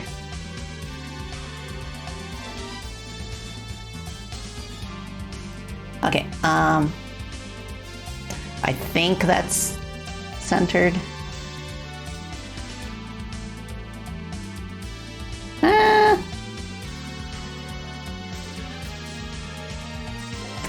Okay.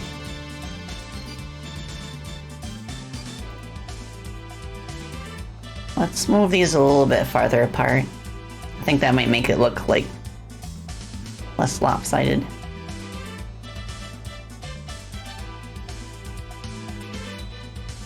Okay.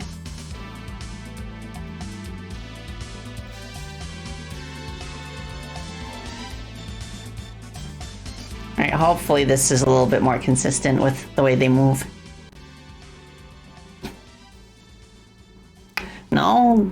one on the right still is not moving very much, and the ones up there are moving a lot.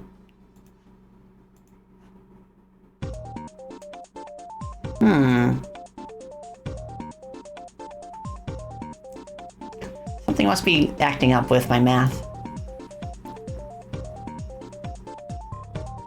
Wait. No, it should work like that. This just controls the offset.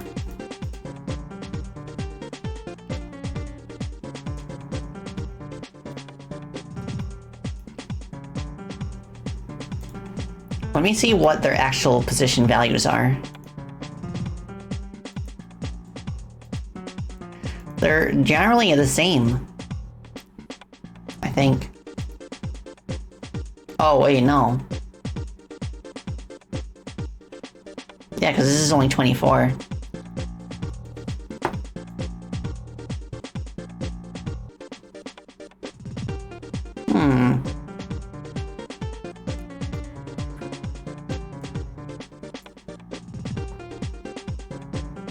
What if I took the angle difference between the origin and whatever, and then multiplied that by a fixed value instead of using vector 2, 0?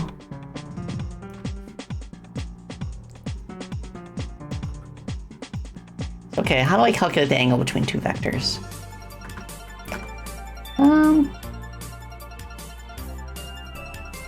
C position the angle 2, and I assume that gives it in radians.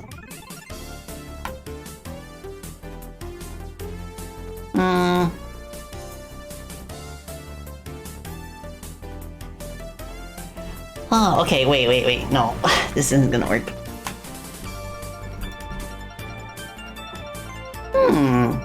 I could make it the vector 2 not 0.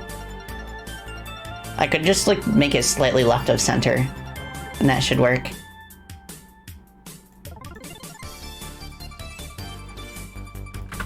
Let's do, like, negative 40, negative 10?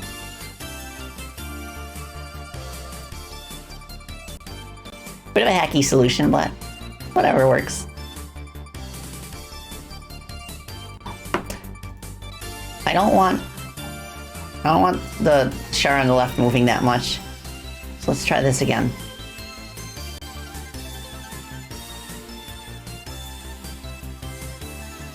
Ah!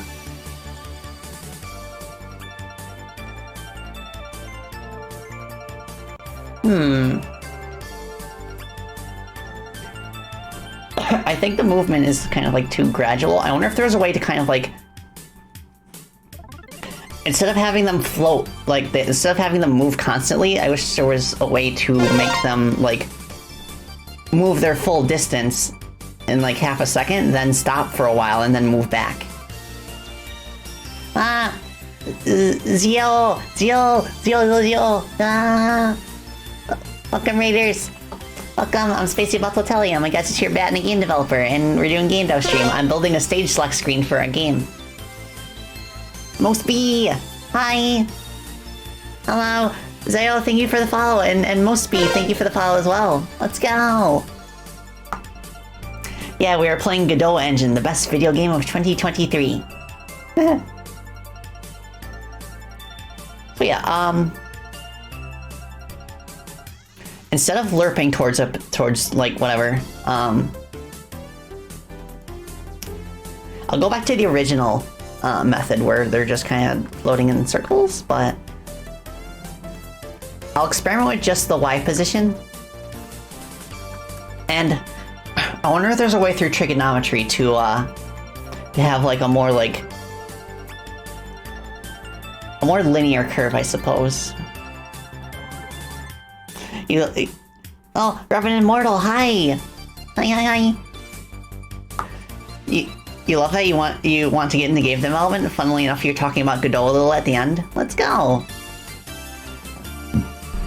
How are you? I'm doing well, Zio. Thank you so much. I hope you're doing well as well. I'm making the most of my Friday, having a nice chill dev stream. I guess to handle this, I could I could just use an animator, I guess.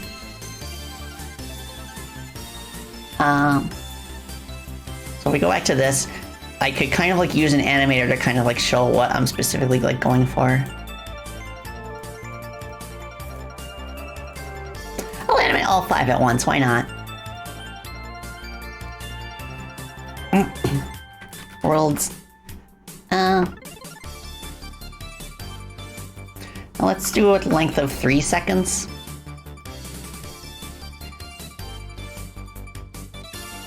And then I will take the position here, and then this position. I'm in a better disposition because of this position.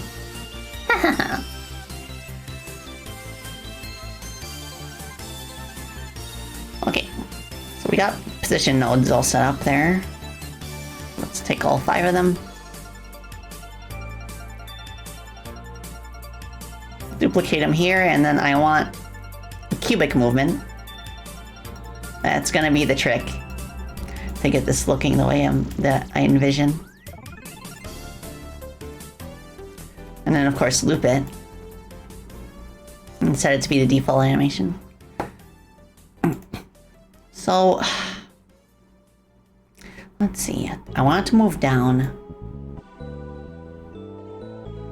Let's just make it move down first. It looks nice. It looks nice. I'll see. 16 pixels. So now what I should be able to do is like...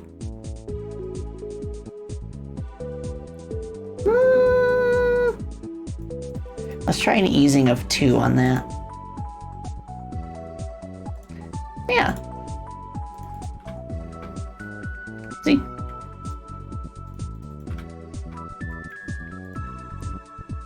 There we go, that's what I want. I want it to stay in place for a little bit before it like bobs up and down.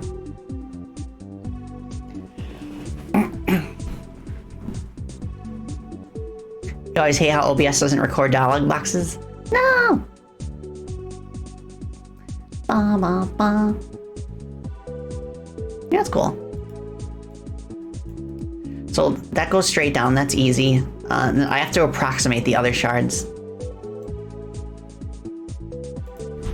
But in the meantime, I will adjust the easing to be the same as the other one. Does the stage select screen have music yet? It does not. I think something that's kind of like the stage, like the stage select screen from the original Kingdom Hearts would be nice. Something like orchestral and like a sense of longing. But we'll see. Maybe we can have it change depending on the world that you're currently in. Or it could be like something like the stage select screen in Mario Galaxy 2.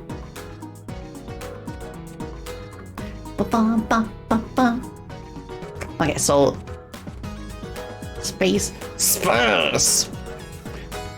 The one place that hasn't been shattered. You can get on that if you want. Oh,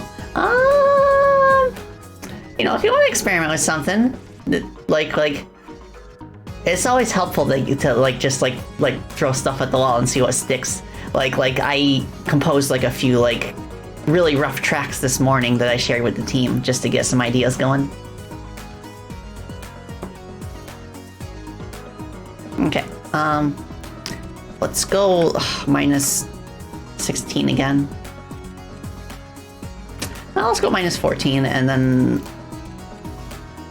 plus 2, I guess. Cool.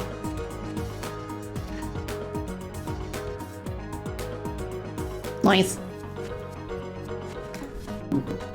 The nature shard is... Let's go... Oopsie. How did I do that? I didn't press 2, but it increased anyway. Oh, you can do that. Let's go. I didn't know that. The more you know. So let me add 12. 4.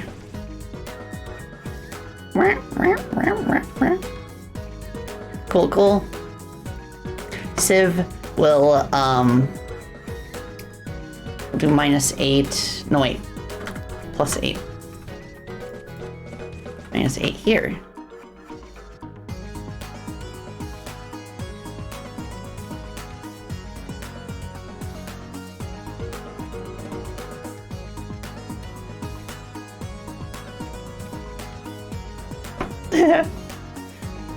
Yeah, this song slaps. It's one of my favorites on the soundtrack.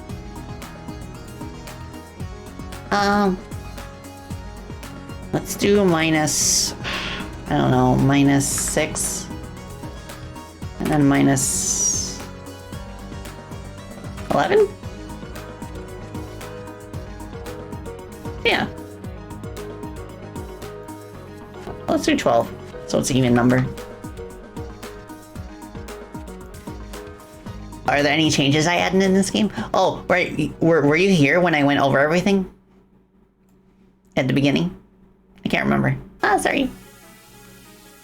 Would the background color reflect the world? Yeah. I want to do that too. I want to change the palette of the space background once you enter a world. So now that we've got those movements in place, I will add a little bit of 2, 3, 4. I'll make them off sync from each other.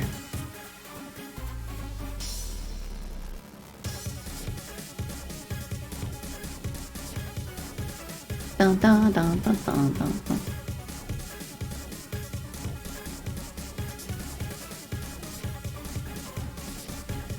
That is close.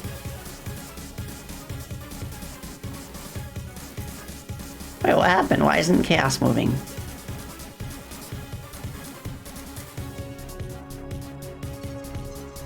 Oh, I see. It has gone beyond the boundary.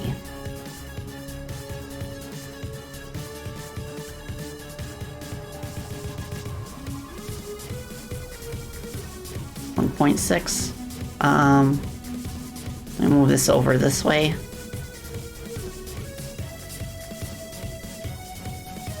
So it needs to be 3.2 seconds. There we go. Nice. Still not quite lined up, but yeah. I think I might slow it down more. Let's do 6.4 seconds.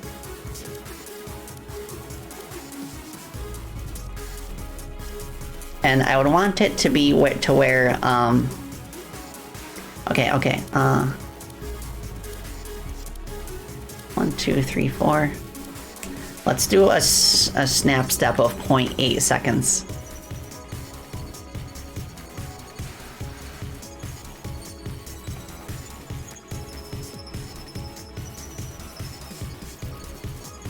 Zoom out a little bit. Not 64 seconds, 6.4 seconds.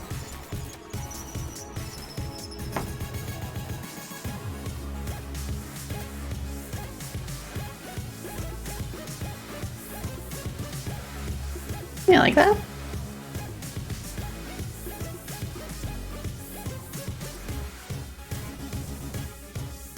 Cool.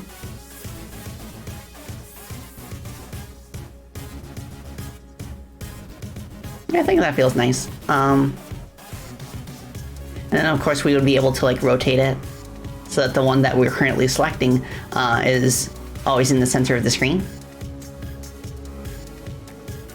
Cool. Cool. And then when we pick one, we would it would like stop the animation, I guess. Ovenel, hi, bats. Purple Bat Musician VTuber Gang, let's go. Okay, I'll make them prettier eventually. I'll put stuff inside of them to kind of represent the world that they're supposed to be. But for now, I'm just focused on like the coding aspect. So with world select out of the way, I will add a new variable, which is the target rotation. Target world angle. Wait, no. Wait, yes. Float equals 0. Oh, hi, Rob. Hi. Ba, ba, ba, ba. So what? We also want the currently selected world. Our current world int equals 0. So now, if input dot is action just pressed, and then UI right,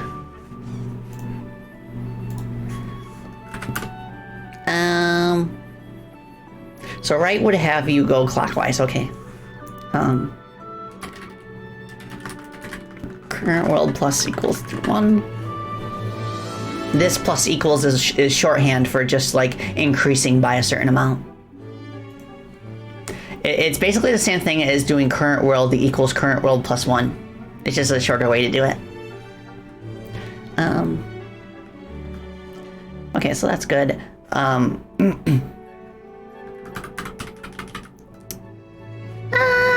Thank you for red bats. Awesome, thanks. Thank you. UI left. Then we want to subtract. Now the thing here is that since we only have 5 worlds, we don't want to go into negatives. So if the current world is lower than 0, we set it to 4 instead. And we want to do the same thing up here.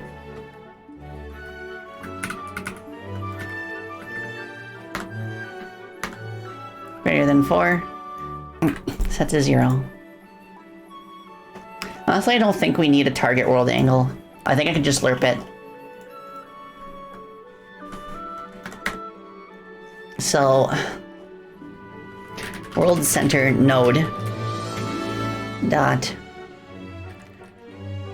rotate. Is there a rotate towards? Rotation dot degrees.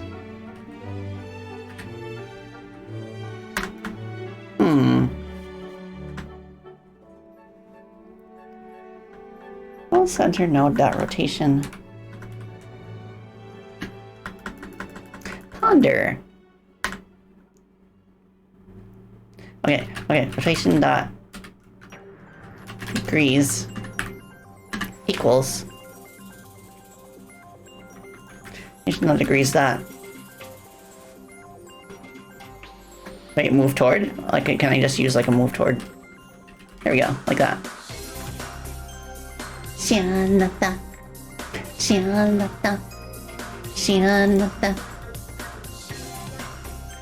Good news is that your monitor is fine. Well, that's a relief. But the DP cable was damaged and... yeah, it does seem like that'll need to be replaced soon, unfortunately, if it's that finicky. Hello, Paige. She sees the neighbors. Hounds. Yeah, the neighbor's dog is barking right now, so they're kind of having a bark fight. So I'll just let her do her thing. Let's do current world times 72 degrees. And let's see. Let's try 10 times delta first.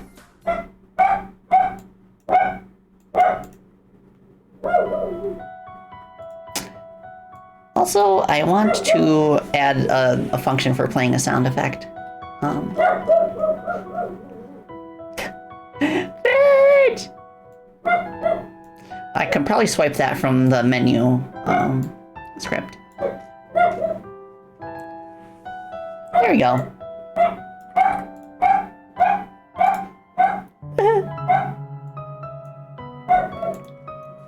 It loves her. Play sound. Okay, so...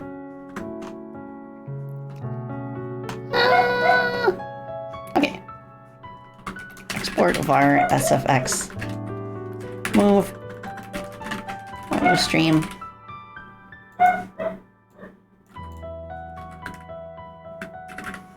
SFX select.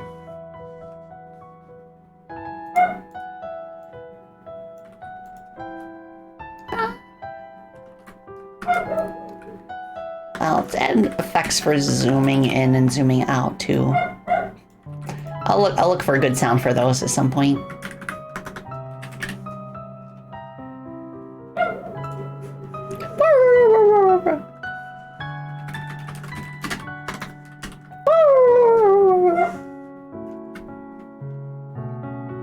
Paige is making up for the missing sound redeems. Yeah. I'm sad about those. What the dog doing? Play sound effects. Oh.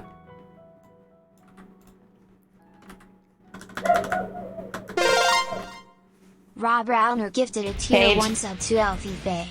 They have given 31 gift subs in the channel. Paige, it's okay. No, no, no, no, no.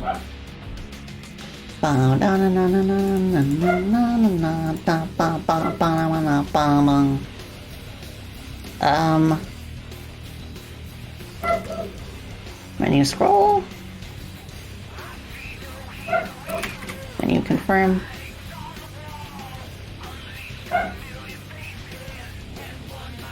Ah, Rob, thank you so much for gifting 31 subs. Oh my goodness. Hope you enjoy your email, Selfie. Ah.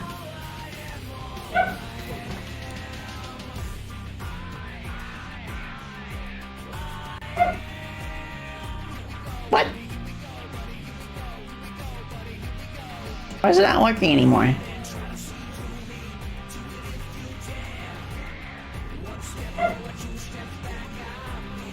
Oh, right. Because we have an animation player here, and that is not a control. So I will do, I'll add a condition, if C. That basically tells the engine, like, only run this if C is actually something. Because it's trying to assign a control, it's trying to assign animation player as a control, but it's an animation player, it's not a control, so it returns null. I am at Aldi. Okay, so it does rotate very slowly, but it does rotate. Okay.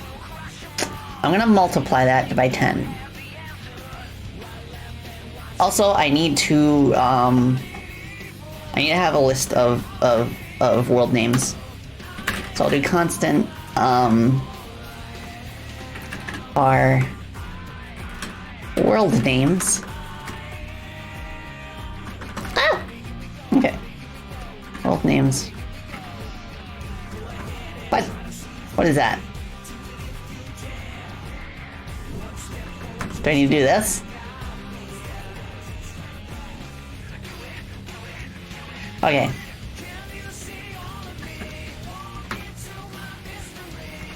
Hi.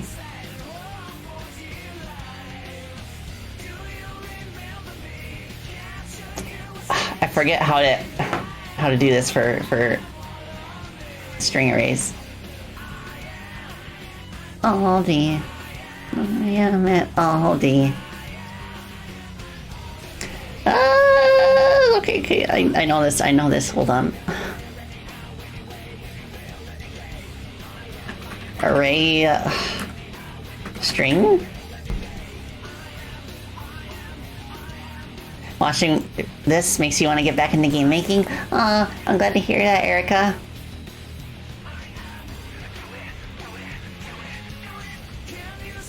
Yeah, it's been quite fun doing dev streams. Okay, it works. So now we do this.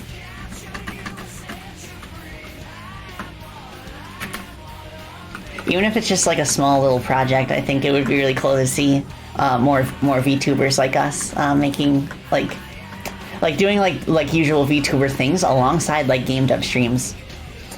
Because I don't really see that many VTubers who like kind of alternate between like playing games and making them. It's usually one or the other. World of Civilization and then World of Nature is next, I think. Oh, wait, okay, it goes Time, Nature, Civ, Chaos, and Space. If we're going counterclockwise from the bottom.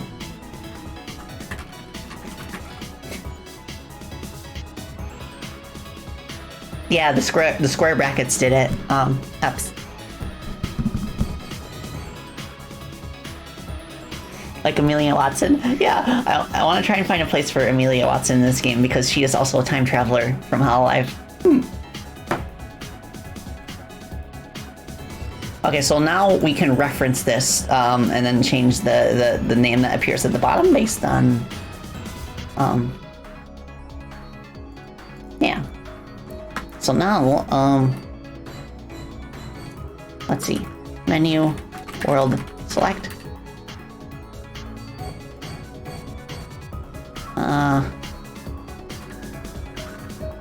Panel name, okay. Text equals world names, current world. That should update the name as we scroll through. Ta-da! Oh, no, we gotta figure out a way to like round to the nearest degree. Because like when we get past 360 degrees, it loops back to 0. I feel like there's gotta be a way in Godot and GDScript to do this. To like wrap around.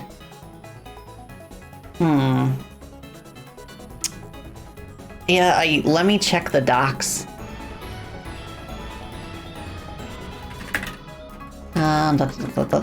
Wait, what I could potentially do maybe is when we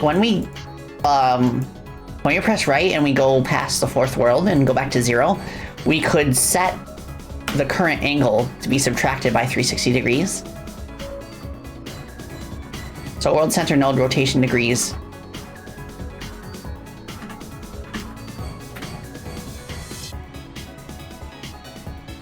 Yeah, and then we'll do the opposite when we roll over into the negatives.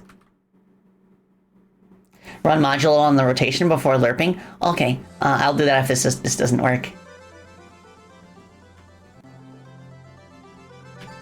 What? Let's go.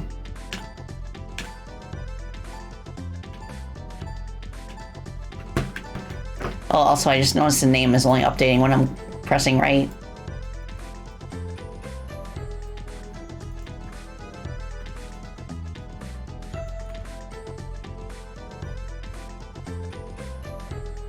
Okay. Well, I want it to rotate faster the further away your selected option is. So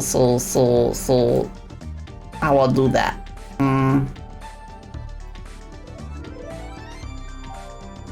I could grab the target rotation, yeah, cause like move toward basically trying to find the difference in rotation degrees.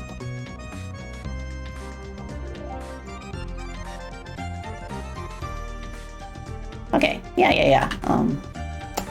So distance. No wait, I could subtract the absolute value of both of them, or like subtract both of them and then get the absolute value of that.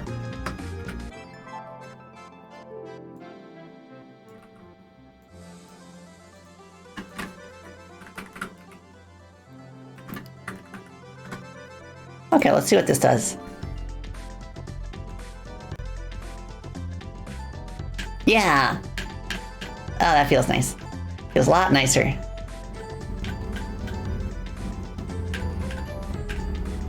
Of course, we have that problem that I was worried about, where when we're focused on a world other than the first one, there's a lot of like artifacting in the pixels.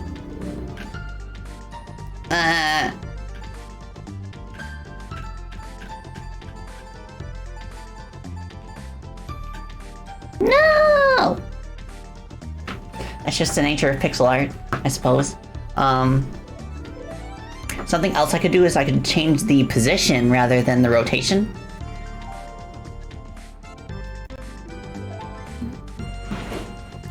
Yeah, Flower, it's a hololive fangame. So, I'm not gonna rotate. I'm gonna do a position thing. I'm gonna do positional lerping. Such that we focus on, like this, a specific node. So world center node dot position. Let's do global position. No, let's just do regular position. Okay, so the current position of the worlds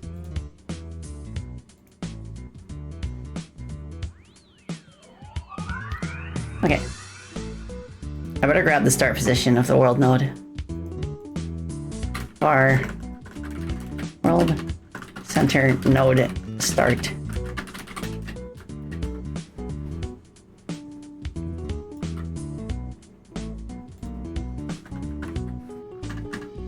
World center node dot position.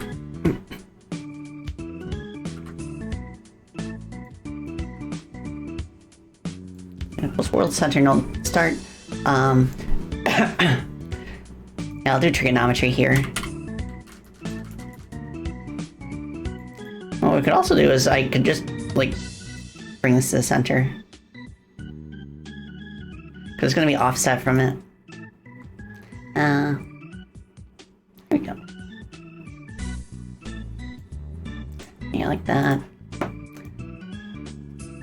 So then I'll start x plus cosine.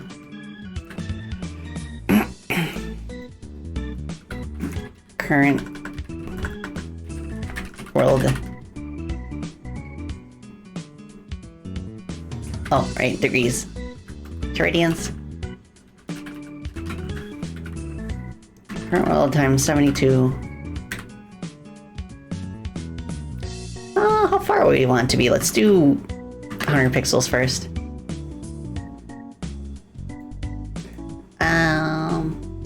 And this will combine with the cosine sign. This will make it so that it's focused on the right first. We want to start on the bottom. So if we do that, we'll do negative. Whoops, negative 90. Plus.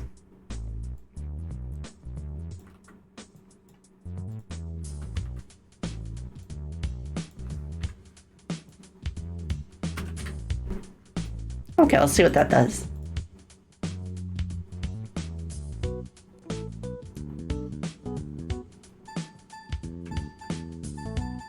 Ah! I messed up. Oh, I see. Oopsie. Yeah, Slayer, I'm cooking. I'm cooking. Okay. That needs to be opposite. X position needs to be opposite.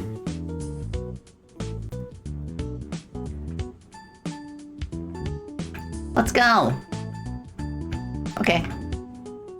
So now we need to just do positional lerping.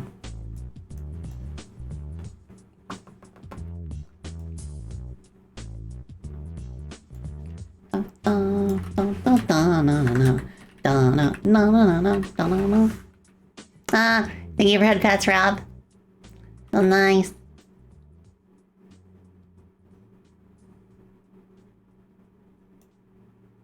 Okay.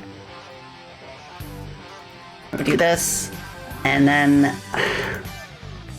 let's try 10 times delta. Ba ba da da da da ba ba da ba. Ah! Da da da da da da da da.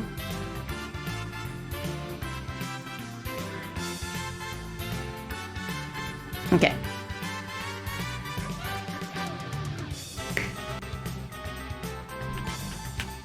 Oh, that feels nice. Let's go. And the last thing to do is press a button, and then it will take you to that world. And then we'll swap out the world select screen with the level select screen.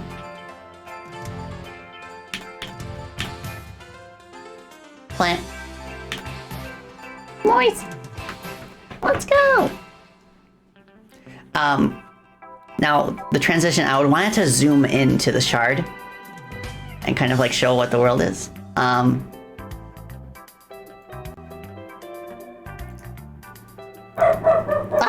But for now, I will just like do like an instant jump to the proper screen, just to make sure that it works correctly.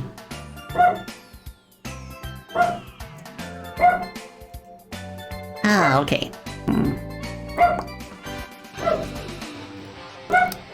So what we want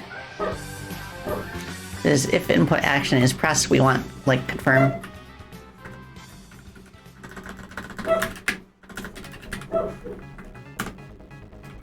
And then I'll pass that for now.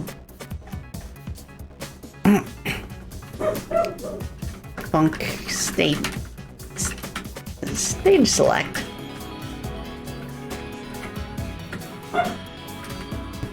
Okay, that's good. I don't understand what this means. Set 97 RID allocations of type P12 Godot shape 2D were leaked at exit. That's been happening ever since I did something that I can't remember what I did.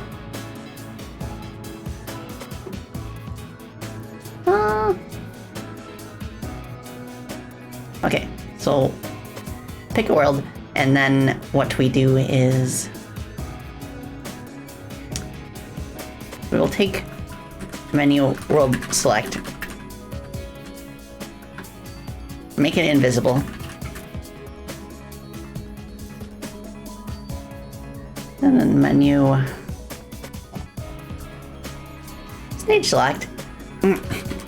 We will make that visible. And state equals stage select.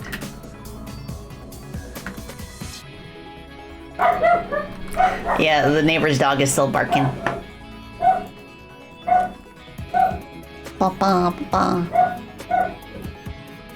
Okay, so that should...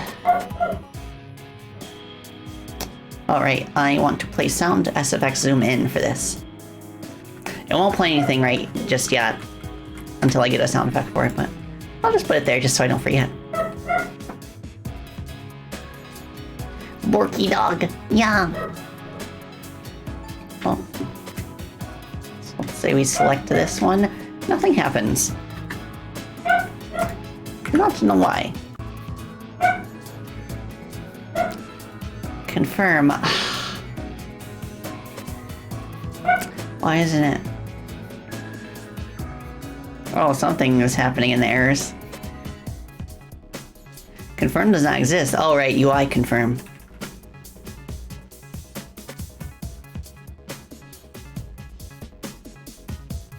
Is it? Is it UI? Okay, it's menu. Menu, right.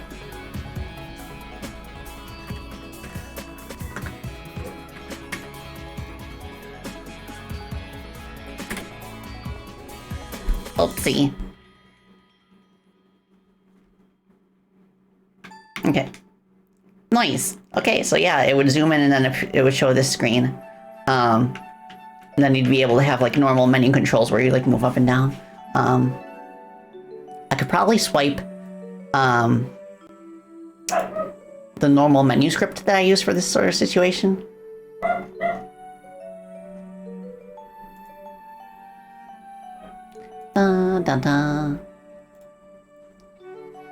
Let's try that. Click load. Menu. Parent menu, and I don't think we have one, so. Okay, SFX scroll.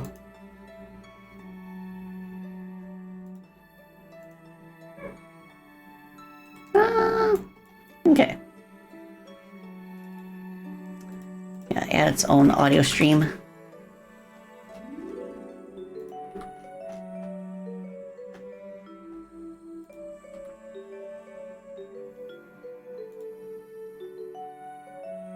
Oh, right, I don't want that to be positional audio because this is a menu, not an environment.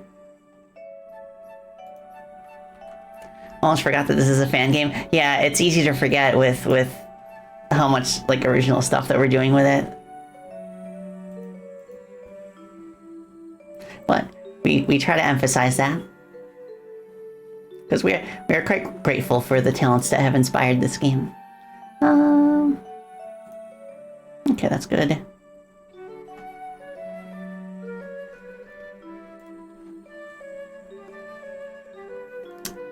Cursor, okay. That would be you.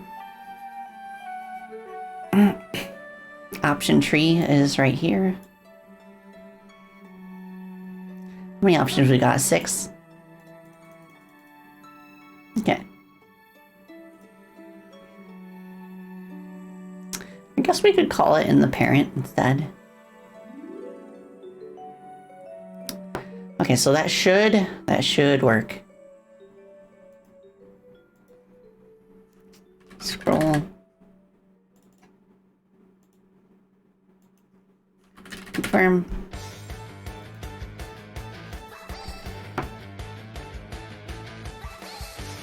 And what we'll do is when we hide it, we will also set its process to disable.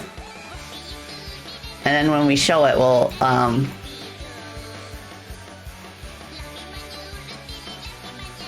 we'll change the process mode to be enabled. This means that the script won't run until it's visible.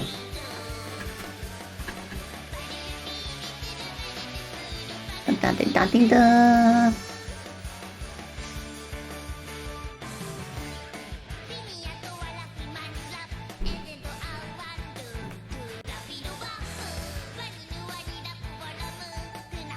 Nice. Let's go. So in the main script, we will check to see what option is selected in the stage select screen and then move the cursor accordingly.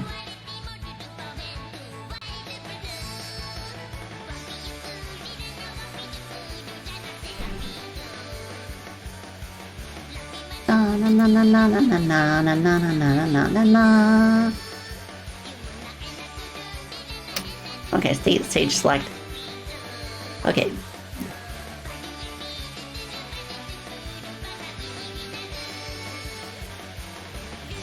Class name game menu. I think that's how you do it.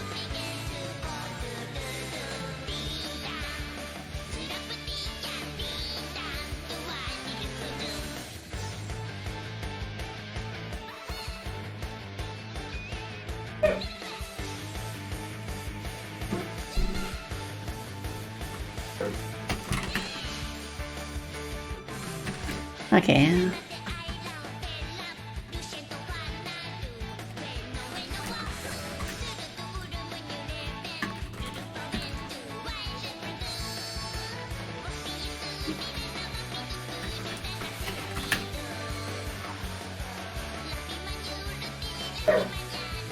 Dun, dun, dun, dun, dun. Okay, I want to turn this off for now. I need to grab an array of the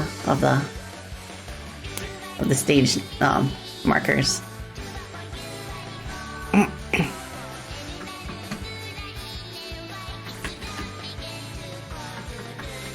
Well, no.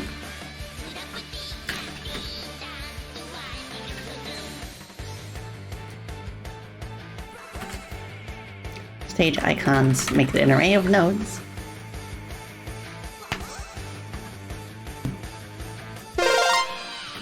Wow! Protora! Welcome! Thank you for the raid! Welcome, raiders! Wow! I'm Spacey Baltotelli. I'm a Gadgeteer Bat and a game developer, and I'm currently making a stage select screen for a fan game. Okay. We want the stage cursor.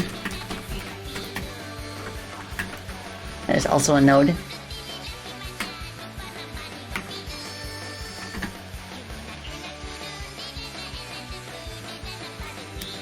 Okay, Yeah, that should give us what we need to actually move the cursor. Na na na na na na na na.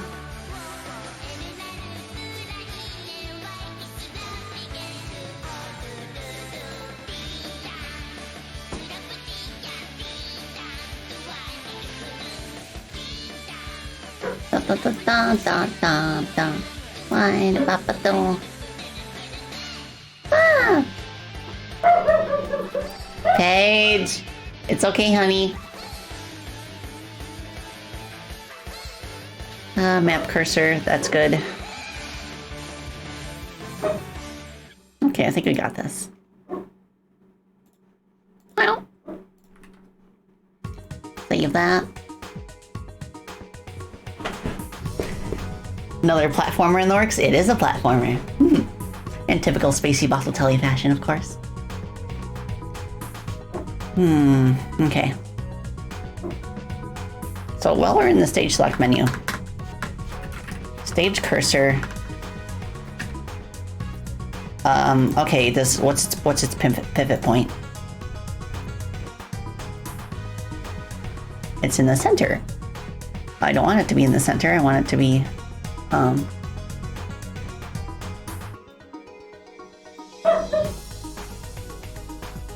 right here.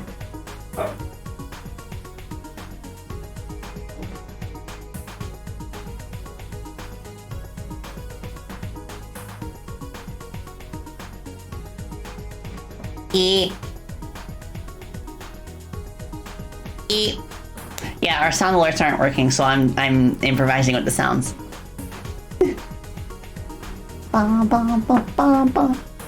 Okay, stage cursor.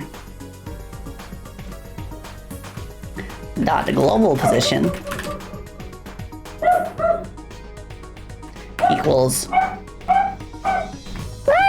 Paige! Thank you for head pats, Beth. Every time you see Spacey smile, you squeal. Thank you. I'm glad I could help brighten your day. That's...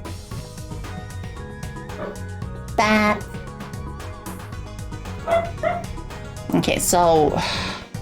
Stage icons. Stage icons. Menu stage select dot current option. And we'll check that. Yeah.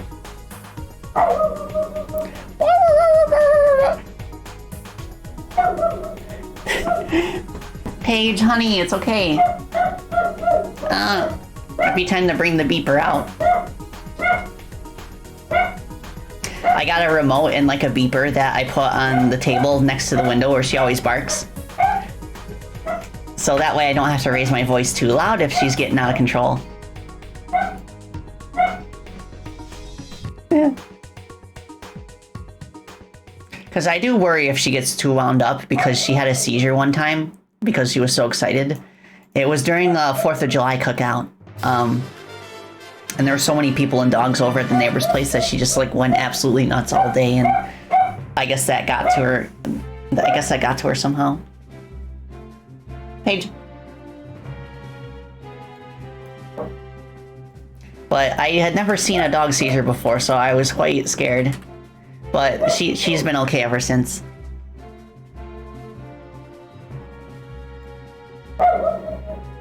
Neighbor dog is still barking. That's why. I don't think even the beeper is gonna stop her if there's another dog barking.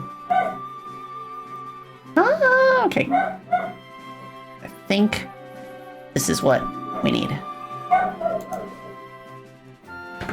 Poor Puppo, yeah. That's fine. Okay, so that works. I think I need to adjust the pivot point on the icons. Nice! Oops. Okay, so I'll add a condition to make sure that the current option does not exceed the total number of menu things.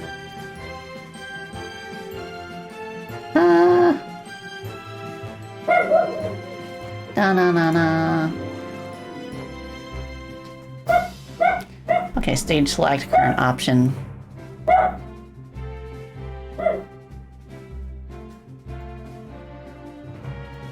Okay, so if menu stage select current option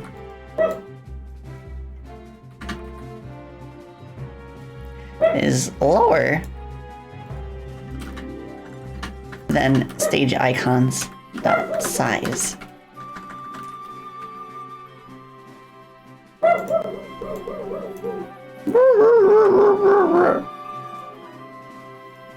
Also need to fix the offset. She's speaking, I can tell she's speaking in a lower bark because she knows I just don't want her to bark. So she's kind of seeing what volume level she can get away with.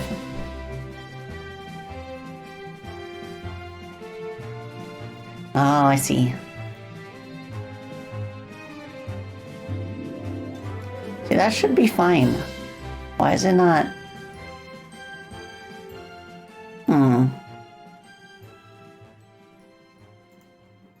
Okay, so these icons. I need to change the offset on them.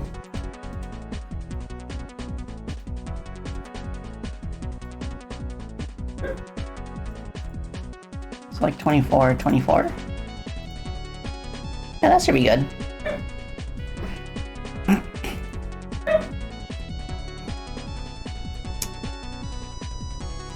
Anchor's position.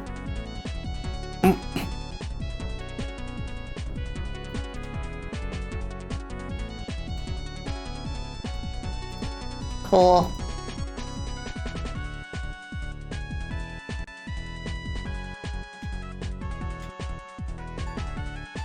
Why is it still offset so much? What?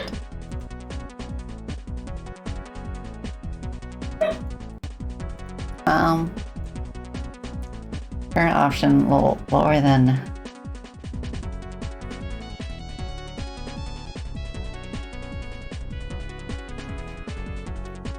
Yeah, I fixed that. Maybe I need to do this again.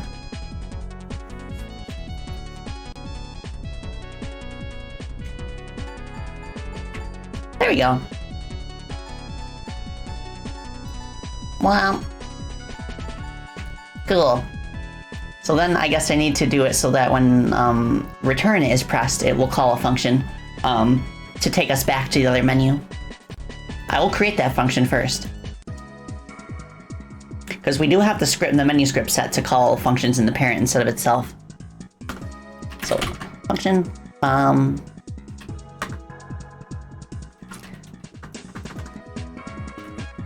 go to world select.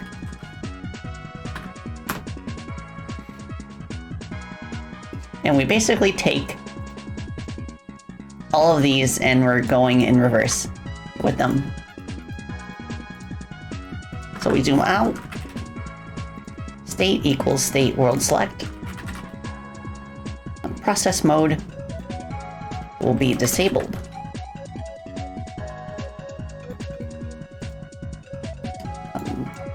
Turning invisible, and then the previous menu we will make visible. Ah, Ordino. Hi. Hello, Ord. It's going well. Ah. Yeah, I showed off the hub area too in some of your work as well. But right now I'm working on the stage select screen. So we should be able to edit the menu script in the stage list, I should say.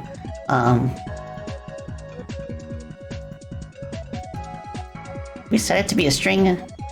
Go to world select. This should work pretty seamlessly. Yeah, Wardino is one of our pixel artists.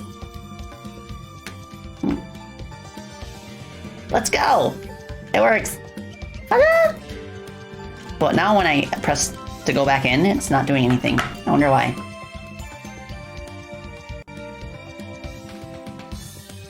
Maybe it's because it's highlighting the final option still. So when I press to go in, and then I'm like pressing the button, I'm still have the button held down, so it's like going back to return again. So let's see.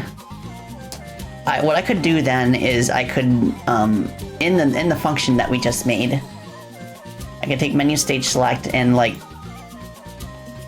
put like a cooldown on it. Also, set the current option back to 0. And I believe there is already a cooldown. Yeah, input delay. So I'll set that back to 0.3 seconds.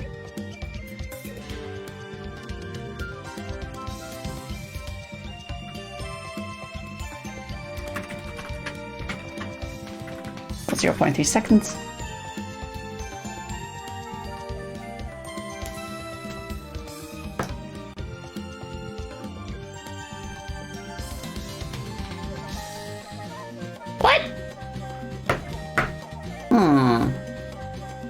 Why is it not working anymore?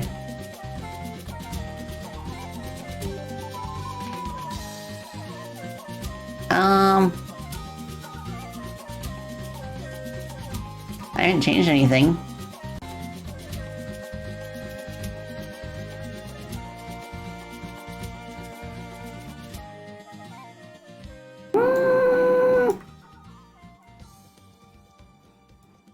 Also, I don't need this call here. I can just put it like that.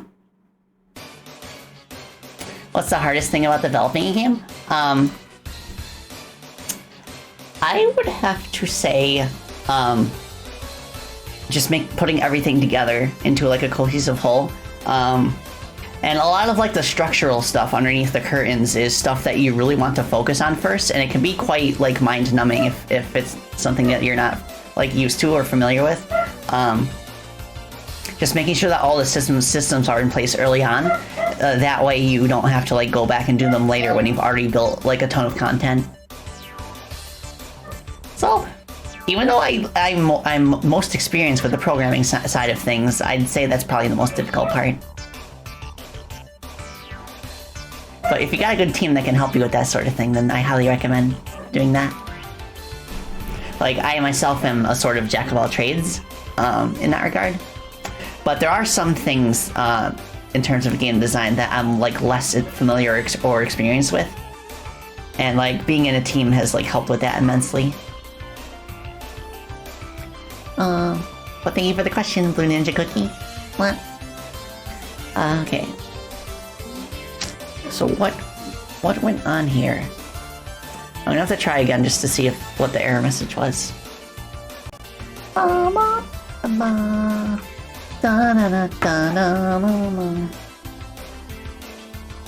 Okay, no? Why is it no?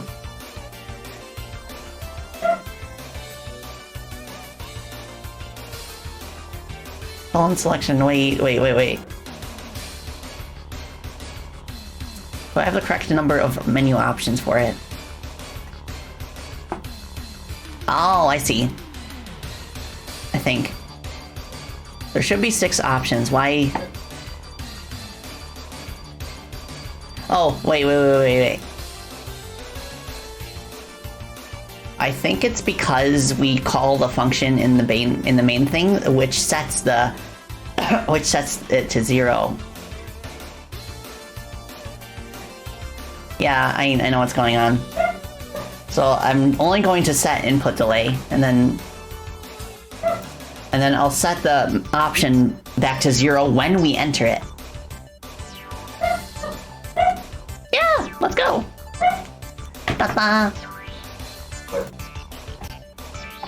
So now we'll do this.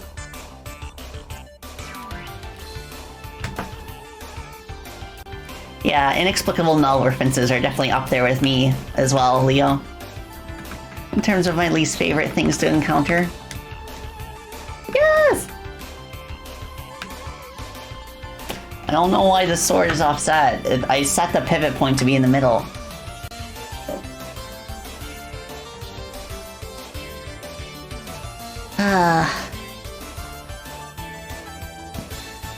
What is wrong with you?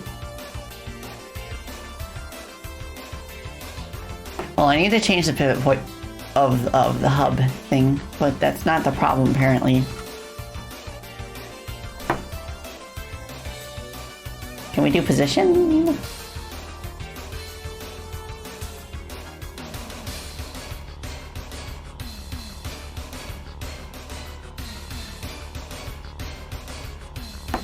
Okay.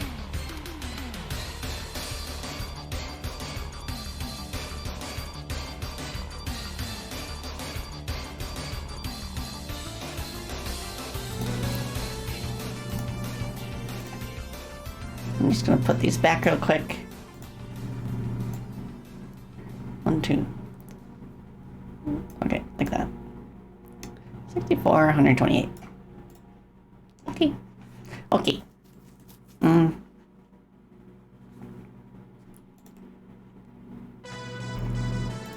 Well, let's move this down here. That might do it. I don't want to have to hard code like a position offset. It should just be dead center.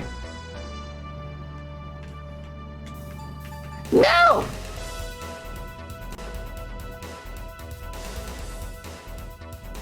Yummy! Yummy, hi! Hope you're doing well. Yummy is a very good friend who is a mad scientist VTuber, or as she likes to say, a glad scientist. Very wholesome. Lots of fun, like, redeems and content in general. Highly recommend.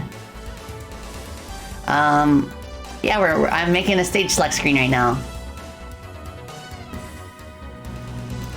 Game dev question, Rob asks, can game bugs and glitches tell you how something is made? They can, actually. I'm suddenly reminded of, like, Super Mario 64 speedrunning, and how they've learned so much of the game over the years, specifically because of glitches that they exploit in order to get faster times. Thank you, dear, that means a lot. Yeah, of course!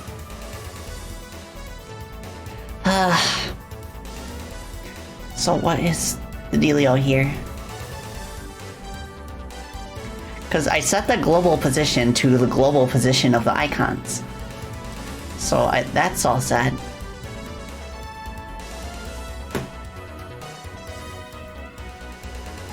Is it like... Is it to where because the sword is rotated then it's acting up that way? Let me try that. I'm gonna try not rotating it.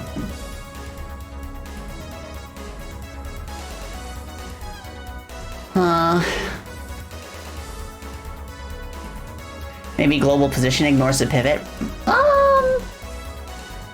I could see that being a thing.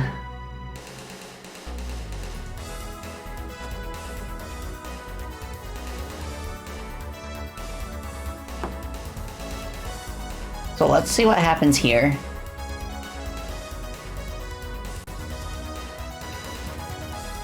Okay, so it's there. That doesn't make any sense, though. Why is it here? This is about where it was. Oh. Yeah, it is ignoring the pivot because it's assuming it's in the top left here, and it's setting that pivot to the top left corner of this sprite.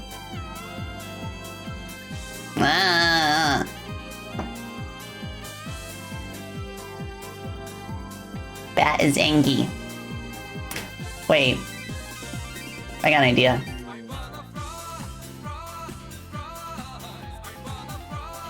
Sky high. Wanna fly? Fly. First I'm gonna fly sky high, and then...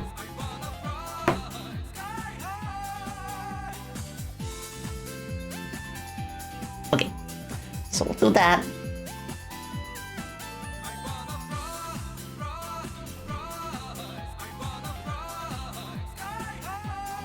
Stage icons menu not effect. Plus pivot Okay, we need it to be a control. Stage icons will be an array of controls. Blue, blue skies I see. Blue, blue skies.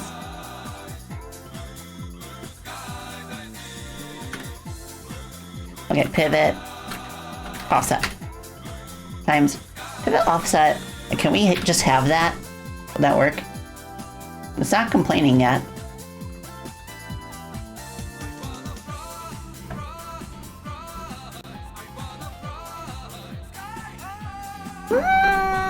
Closer. Closer, closer, closer. I don't think I need to have to pivot offset, actually.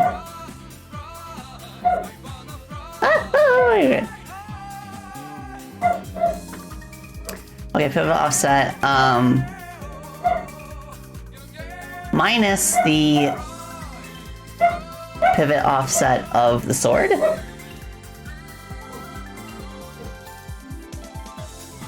Blue skies, blue, blue skies I see. Blue, blue skies, blue, blue skies I see.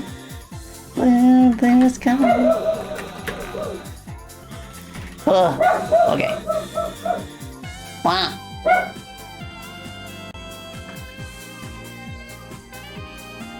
Yes, that worked. Let's go. Let's go! So now all I gotta do, is rotate right here.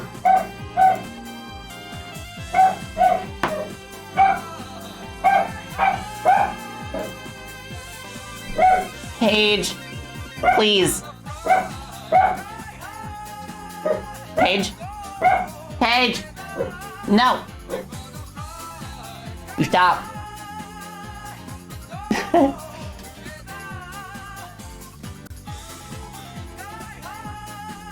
Oh, she has run into the room, and she's wiggling her butt at me.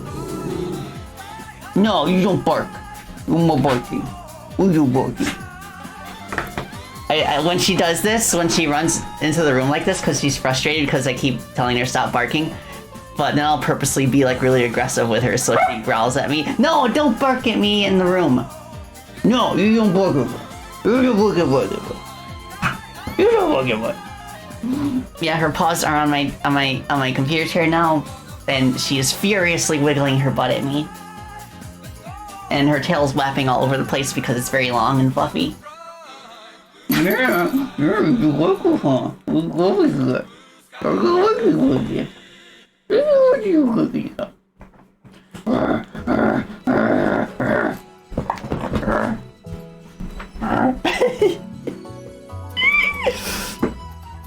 Yeah. I like aggressively pet her backside, and like that got her wound up, and she started growling. And then she just like, as soon as I stopped, she dashed into the living room, and she's back. And Sammy's with her. Hello, Samuel. With that, you got your daily dose of wholesome. Aww. Oh, Papa's. Mommy's streaming right now. I can't play right now, okay? I promise I'll play when I'm done, okay? Yeah? Hi.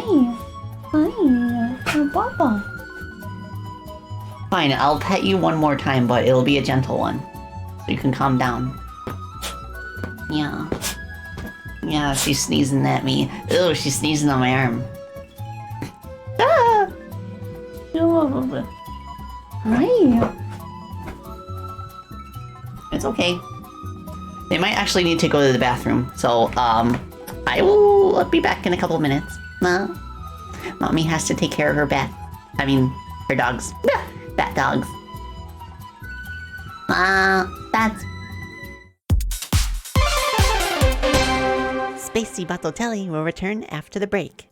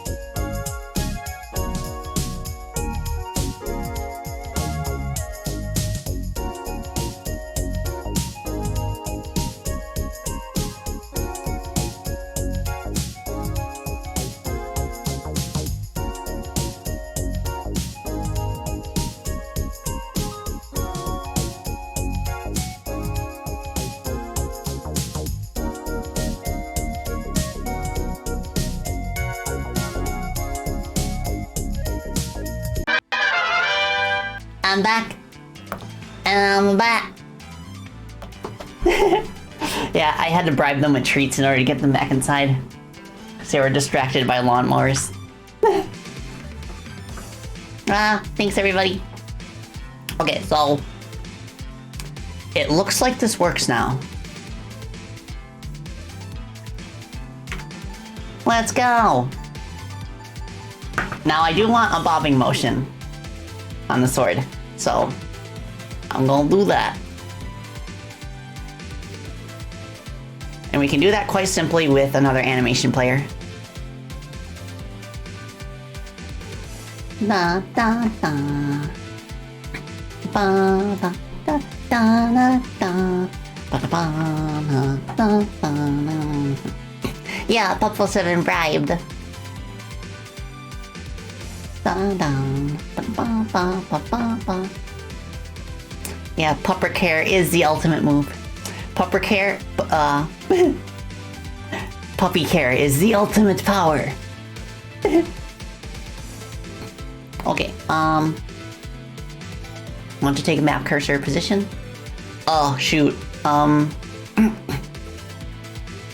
Let's see, how am I gonna do this? I guess I can copy this and paste it like that. And then I will remove the texture from here.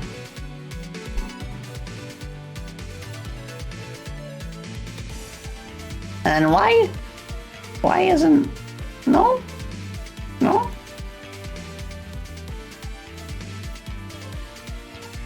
Why? Won't that work?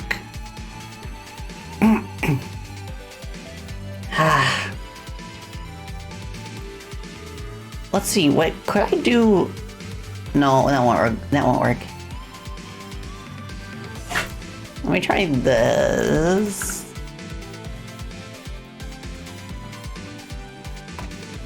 I'll remove the texture. Ah. What is going on? Maybe if I...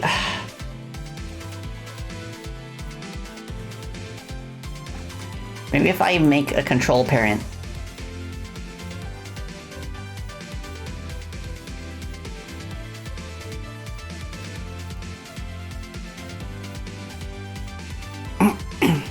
Map cursor.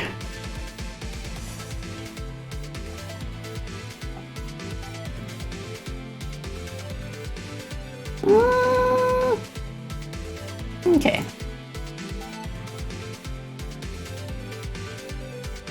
Now we do this.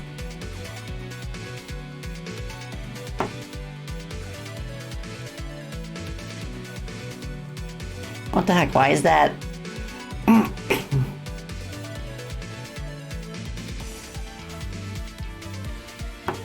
Okay, let's see if...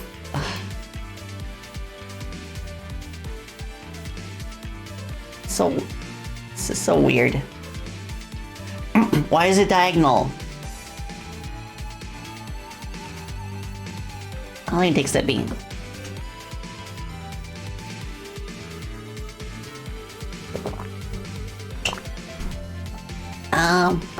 Because if it's diagonal, then I can't make it bob up and down like I want to. Oh, wait, no, I can actually, yeah, okay. Crisis averted. Okay.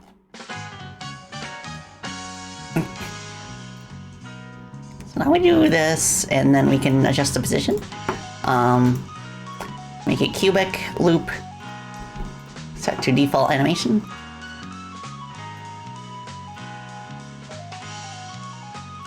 Okay. Come on. Why isn't it playing? Oh, right, because the whole thing is disabled.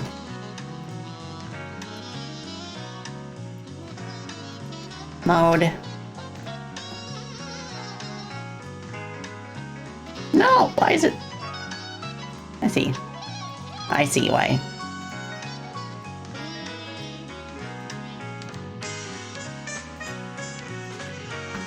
-8. There we go. Let's go. Let me raise the duration.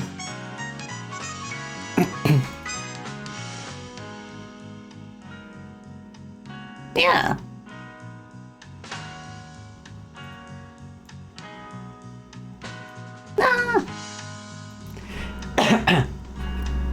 It might be cool to have the stage icon either be like the crony herself or like one of her companions.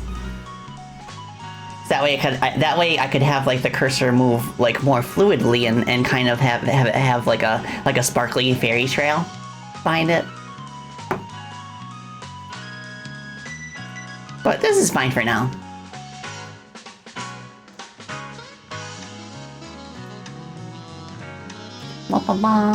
Okay.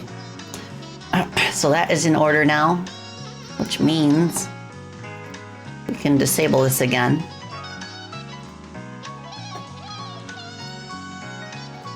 And now, fairy trail, yeah.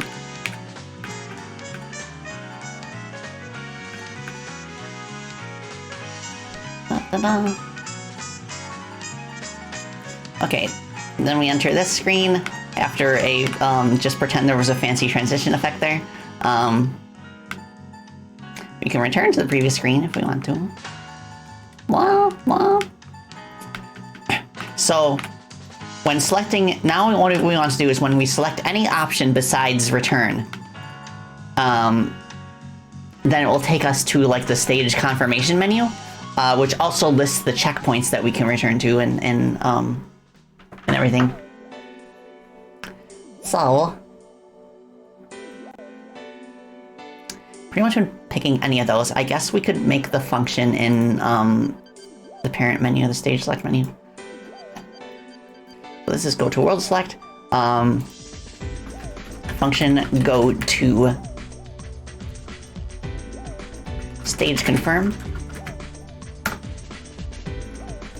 So, yeah, we want to disable these. We basically want to do the same thing.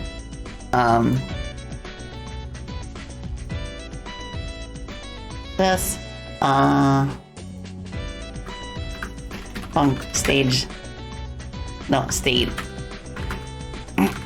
stage confirm.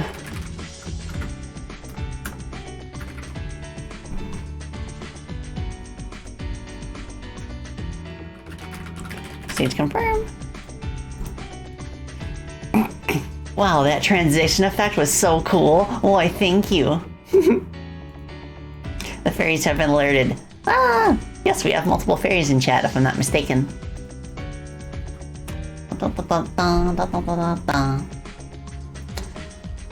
Okay.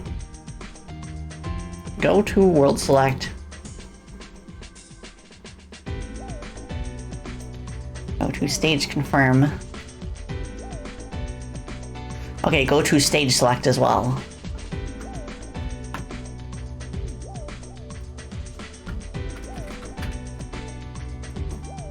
And we want this to behave the same way as this. Because we'll call this function when we're on the stage confirm menu and we go back to stage select menu.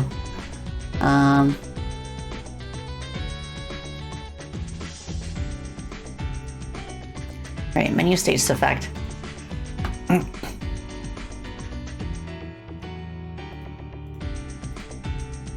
Menu stage confirm.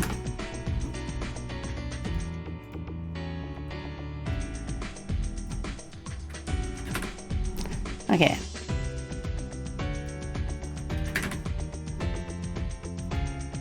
Just imagining the day hololive plays this. I know it's gonna be absolutely incredible. And like, yeah, I can't believe Prony has already reacted to it. Like the very first video of it that I ever posted on Twitter. Which I was not expecting at all. You just woke up from a nap after breakfast? It is so late. Ah! Oh my gosh, that has happened to me before. It was not a good feeling.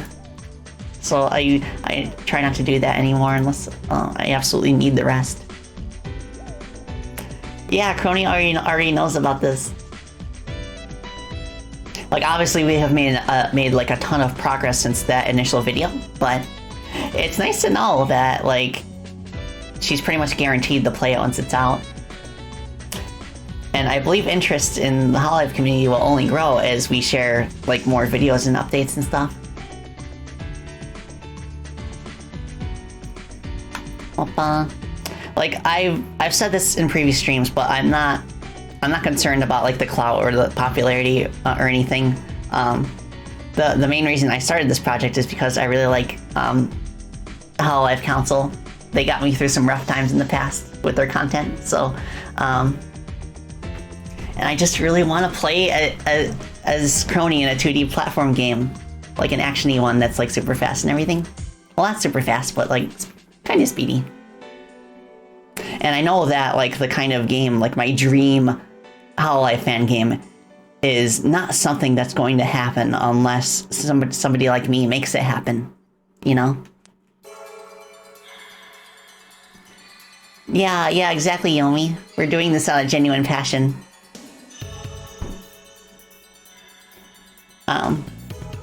But of course, if it does pop off really hard, I would be very happy, because like I'm in a team now, and like I could see this all really helping us with our stuff that we work on. Oh yeah, I agree, Lancelot. I do look forward to the day where, like, I meet someone, like a bunch of really cool people who only know of me because of this project. And it's kind of interesting to think about, like, guaranteed there are going to be people who play this who have never played Hololive before, and they're going to learn about Hololive because of it. So that's kind of interesting to think about too. Like, the same thing is happening with other prominent Hololive fan games such as Chrono Gear. Okay. So menu, world select visible equals false. Menu stage confirm. Okay.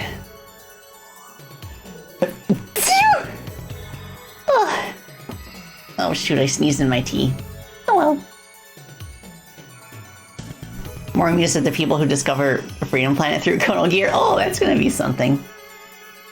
Thank you everybody for the blesses and the Gosel hype.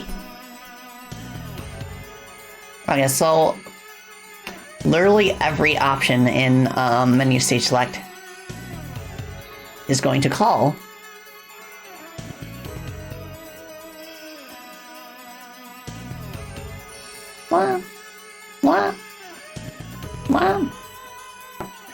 go to stage confirm. There we go. And in the stage confirm menu, we will pull the name of the stage. But for now, I just want to get it so that we can get to the stage confirm menu. So we're gonna... I need to see what I'm doing here.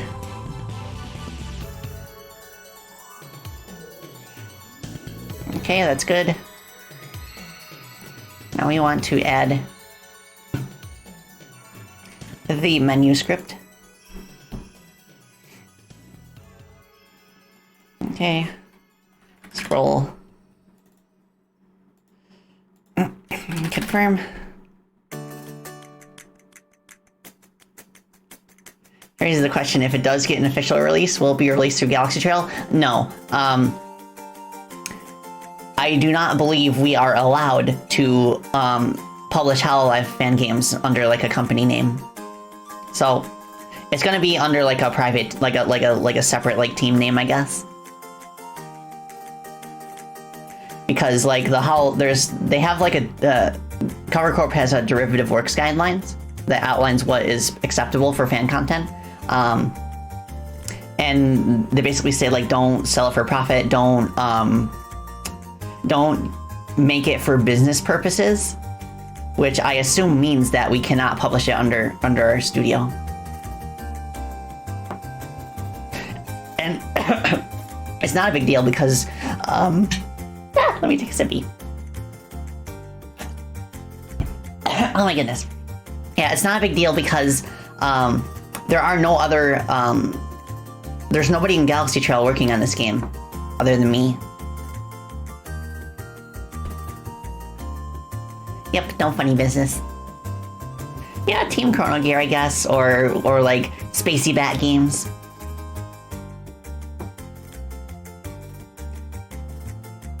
Right.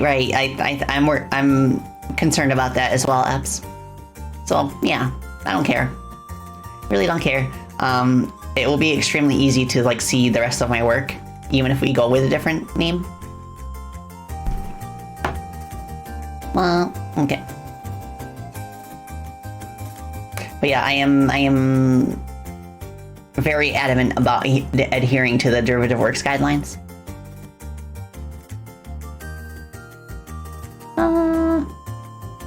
Okay, cursor.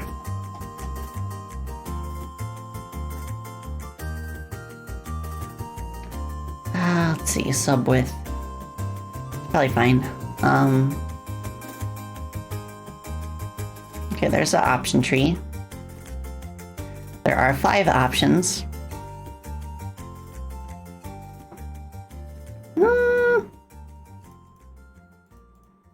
Okay. So for this, go to stage select, I think it was.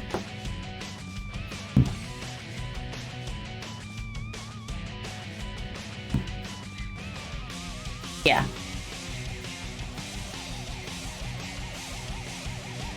Oh, hail shadow, heroes rise again. Well, okay, a good way to think of it is try to ask yourself from the context of the Sonic community, like what would be allowed to release a Sonic game, for example, a Sonic fan game, and that's basically what hololive is okay with. So like for in the Sonic community, like for as far as Sega is concerned, as long as you're not selling it or like profiting off of it in any way, then it's fine. It's totally fine.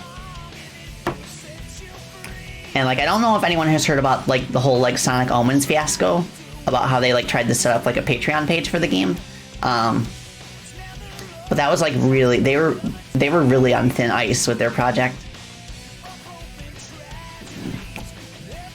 You remember that? Yeah. I'm not gonna touch that game for multiple reasons. So hopefully nobody asks me to play it.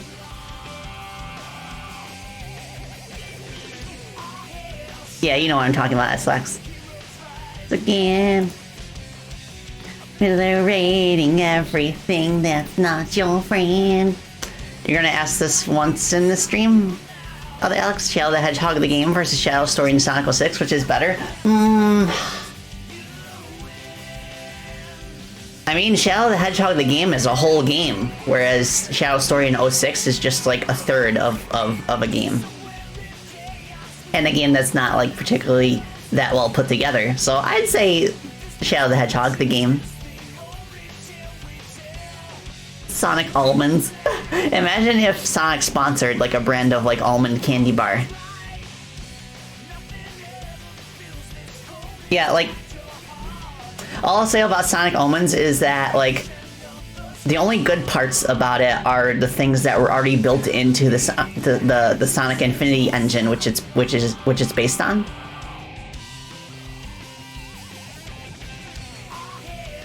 But you'd barely have a game if you took out like the Infinity Engine stuff. The Infinity Engine's absolutely amazing. Oh no, I remember Sonic Gather Battle 2. Oh, what is wrong with that person? To like actively install malware on people's computers just because you don't want them like taking your sprites, which are publicly available anyway. Yeah, if anyone's really curious about one of the absolute worst cases of malware I have ever seen, look up Sonic Gather Battle. Oh my gosh. It's like a riot. I don't want to go over it in this stream because my focus is on Chrono Gear, but oh boy. It's just like it was just like a really gross invasion of privacy, I guess, the way the malware worked. Yeah. After the final story of 06, are you going for Project 06 or Legacy of Solaris or both? After the final story of 06, I will probably like play other Sonic games for the time being and then go back to Project 06. To be honest, that's kind of because I kind of want to bide my time and see if Chaos is going to release another update in the next few months. Probably not, but a bat can dream. Okay, this is good.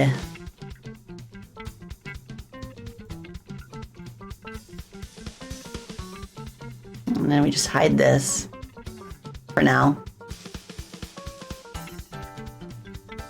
So it should work. Reading up on it's a big oof. Yeah. No. I'll do.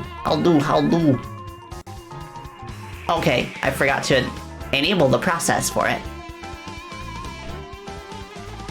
Okay, world select is false.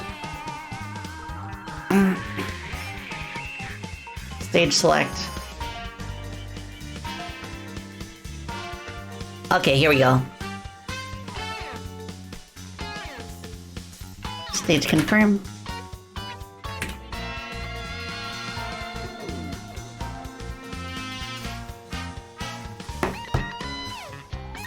There we go.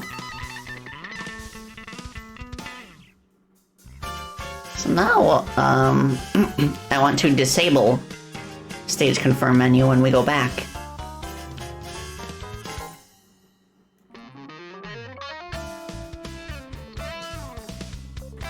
So we do that. Now it should work more smoothly. Hearing some controversy regarding Unity. Well, basically Unity tried to, like, they put out an announcement, like, changing their price plan so that you have to, so that they take, like 2 cents for every copy of a game sold if you make more than $200,000 a year or sell more than 200,000 copies. But the 200,000 copies sold also includes, like, demos and pirated copies and stuff, and it was an absolute mess. And, like, the entire gaming community, developers and players alike, banded together in protest. They are in really hot water right now. And they're also, like, getting sued by, like, Microsoft and Nintendo and all that because of it. So it's like, oh my god. Okay, so it does work. I just need to add the audio channel so it doesn't do that.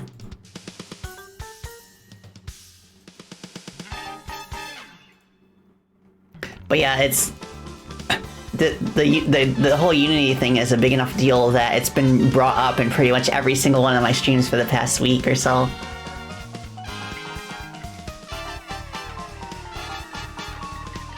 Oh, they updated the terms a few hours ago? It's now safer for existing projects and small devs. That's good. That's good. That's good. Because, like, a lot of indie devs, like, I feel bad for them because they're too far along in the development of their projects to switch gears. Okay, this is good. That's weird. Why are they doing that? Ba ba ba ba. Da da da da da da da. Let me check that real quick. Looks like Freedom Planet 2 will be able to operate on the old terms because the new fee only applies on, oh, okay, 2024. Okay. I mean, my assumption is that anyone who's selling a product made in Unity, by the time the terms go into effect, will have to abide by it. but I could be wrong. What's going on here?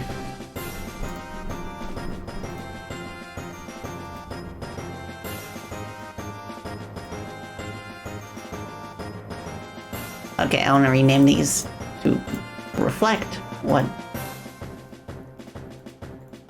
the order actually is. What? No, that's not what I want. Okay. Okay. What? I just...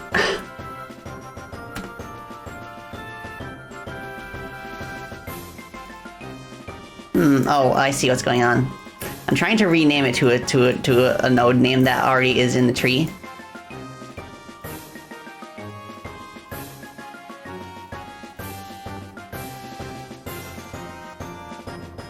There we go.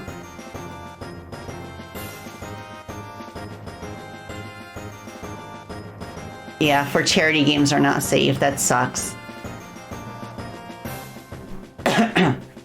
Oh, Yumi, sorry. Sound alerts are broken right now. But I'll do the sound effect for you. Oh, no. Okay, that works better. There are 5 options. I don't know why this function is not being called. Go to stage select. Do I need to put input delay on it? I wonder.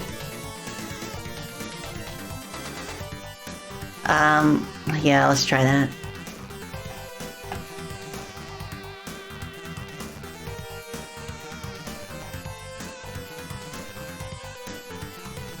Yeah, this week was a wild ride apps for Unity users. Oh my gosh.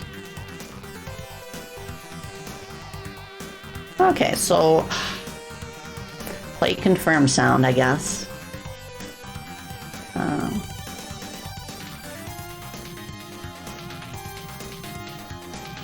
Okay, menu stage select. Play confirm sound.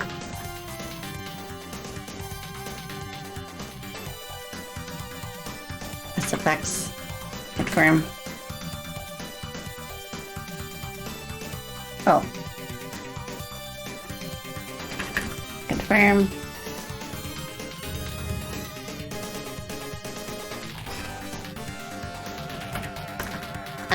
Okay. Here we go. I'll go to stage confirm.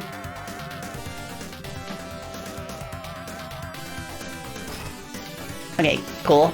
So when we're pressing go to stage select,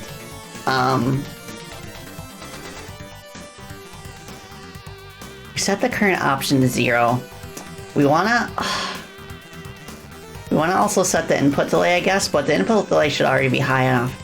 But let's see what happens. If it plays the sound, that means it's juggling between 2 different menus.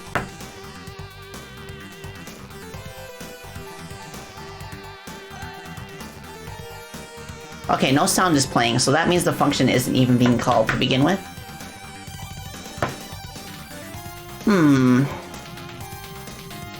Oh, I think I know what's going on. I forgot to check call in parent. Yeah. Definitely ups. I'm just relieved that existing projects are safe. Let's go! Alright, we've got the structure down, so I guess the next step after this is to actually like change which stage is selected in the confirm menu and then like assign scenes to it.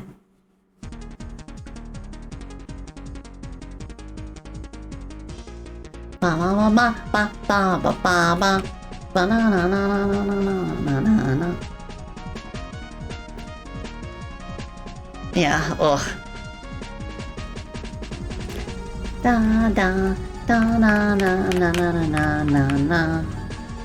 Okay, so basically what I want to do next is I want it so that I want so that every like map marker, every stage that's on this menu has a scene attached to it. And once we select this and then select start stage, it'll take us to that scene. And by doing that, I could actually finally replace the debug menu that's been at the start of the game since the start of development. I could just replace it with the stage select screen. And then I could make it so that when we're just playing it through the editor, that it would unlock every location by default. So we're close, we're so close to having a functional stage select screen. It's not, it's kind of janky but not that pretty yet, but yeah, it will be. You gotta start with the bare essentials first. Tiki64, welcome! Hope you had a fun dev stream. I know that you were doing like game dev stuff on your channel. Come on. We're making a stage select screen. Okay, so for the actual stage select, I think this is maybe. Actually, I want to handle everything in the base script. Like, the way I have it structured right now, it only takes into account the world of time, but I think I could add like a nested array for each specific world eventually. But for now, I will add the scene references in this script. Stage icons and then, okay, export of our stage scenes. And we'll do an array of packed scenes.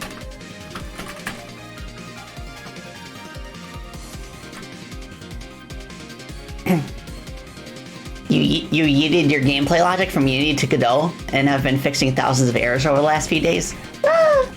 Yeah, fun. Those are always fun times.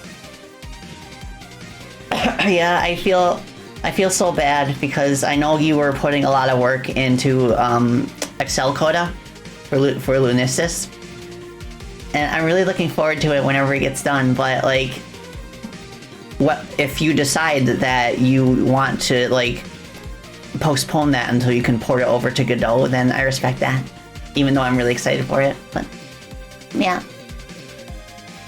After the news, you'll finish it in Unity? Okay, yeah, based on the recent changes to the terms.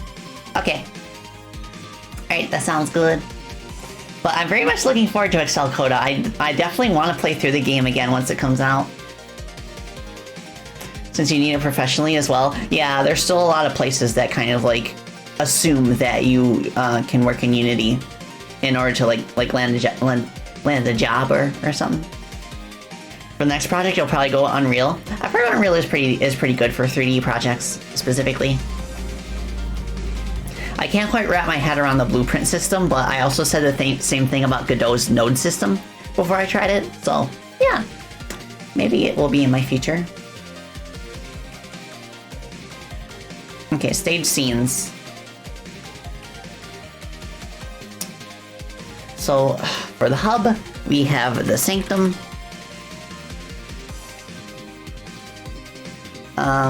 Stage 1 is Belltown. Stage 2 is Carnival Rail.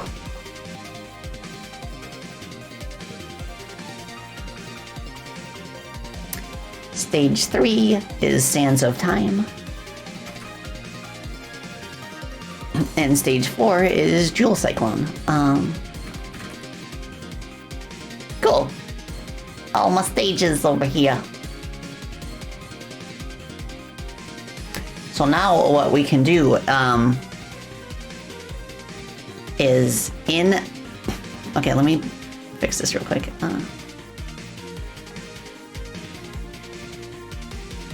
In the confirm menu, we'll call a new function. And it will basically be where we'll just like load the scene. I'll just call it load scene. Or wait, I'll just call it load.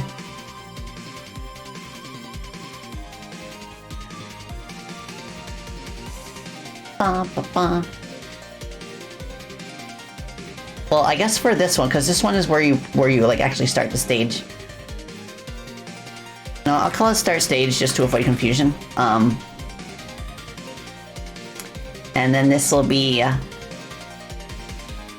I'll make this a vector, or wait, an array actually. Excuse me. Okay, so start stage checkpoint.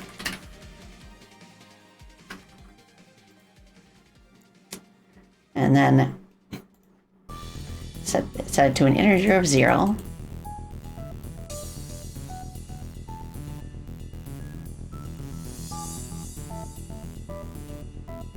Okay, cool. Let's go. I'm really gonna have to keep track of how many checkpoints are in each stage. That might be a challenge if there's some longer levels that have lots of checkpoints. Because right now, the way it's structured, it only has room for 3. But I suppose I could kind of adjust the timeline so that it's vertical instead. And then just make the list scroll down. If it comes to that. Since you're porting another Godot project to Switch soon, you guess it makes sense to learn the ins and outs of the engine as soon as possible. Yeah, that does make sense. Probably heading off now. Thank you for hanging out with us, Haz. Hope you enjoy the rest of your day. Okay. So now what do we want to do? I need to check, I need to check the scene select that I already have.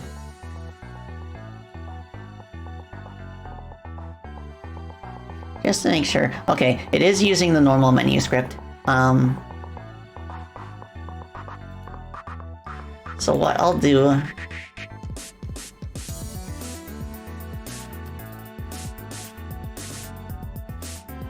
Because I have a condition here that checks if it's a packed scene that you're calling. I think I called game settings.load. I do. I think. It's an object. Okay. Okay, yeah. So I called game settings.load in stage select script.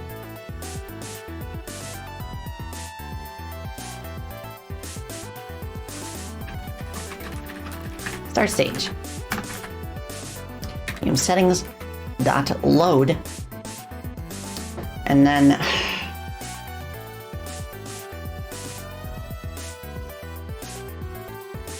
okay. So we pick our scene from the stage scenes array,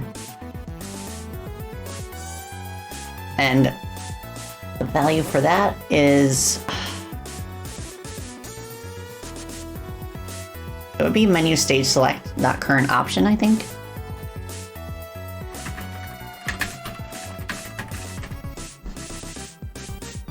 Okay.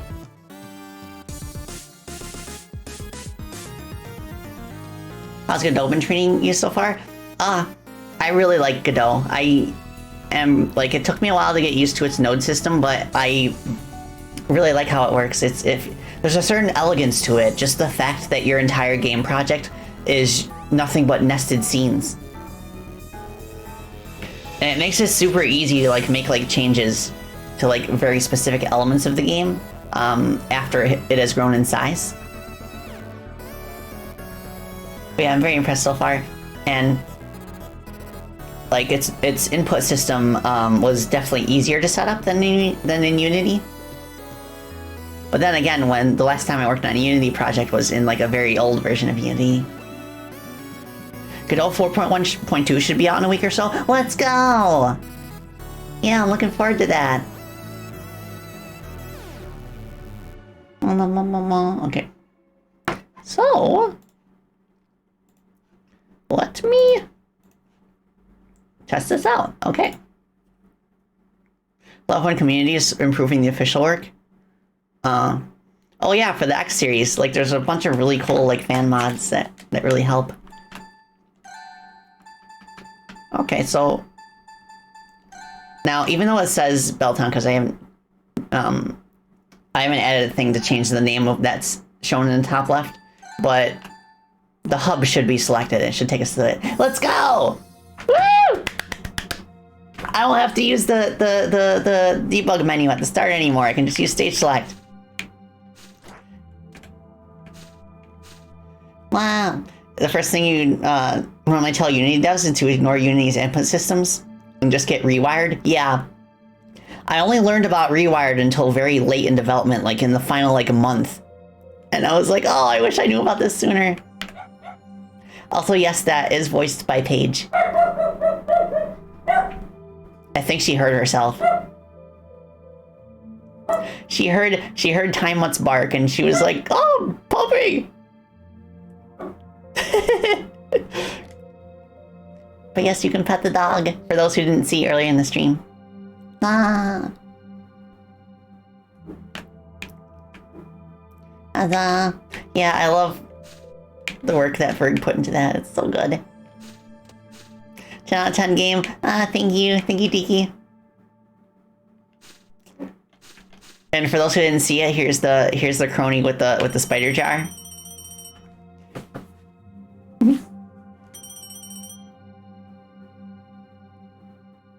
You can knead the bread. Oh, that's a good one. It was in this jar.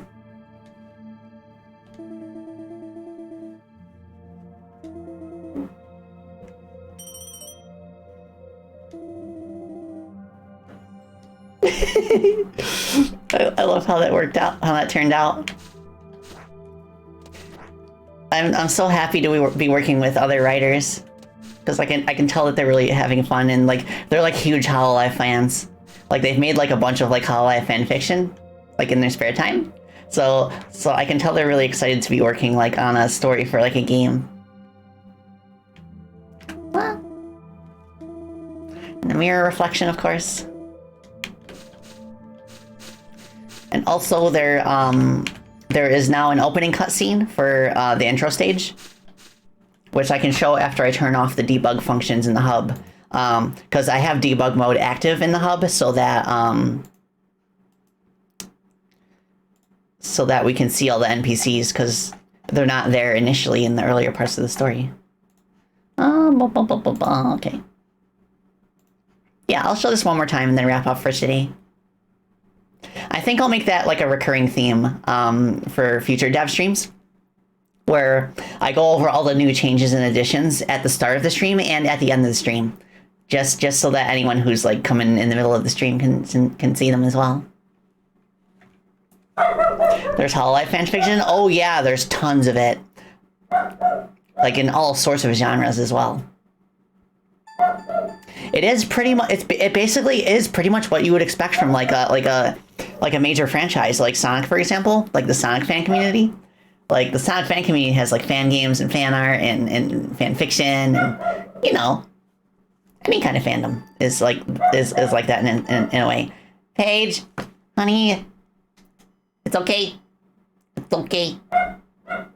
Bart, Paige. Oh, okay. Well. So this is the cutscene before the intro stage happens.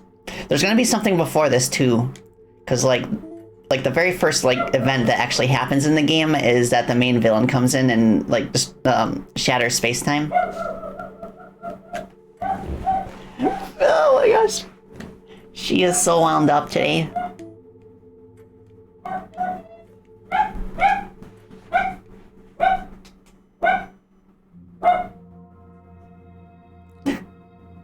I wonder what's going on across the street. Yeah, I gotta start playing the Kirby series soon as well.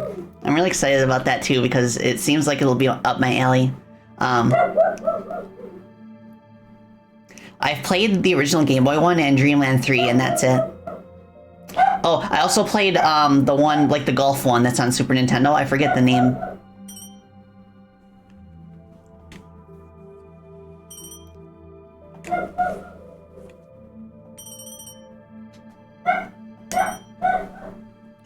Paige.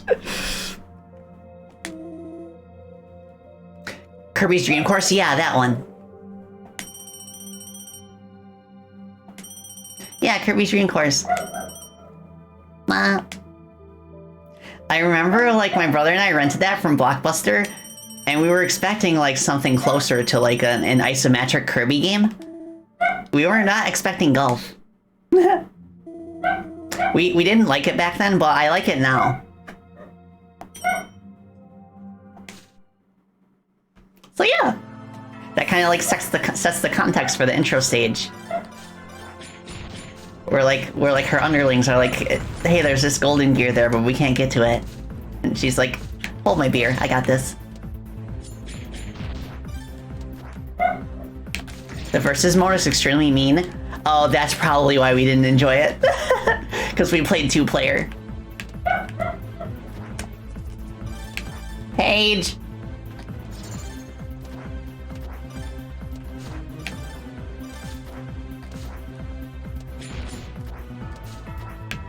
Oh. It encourages cruel actions. Oh yeah, it's got... I guess you could call that the Monopoly effect.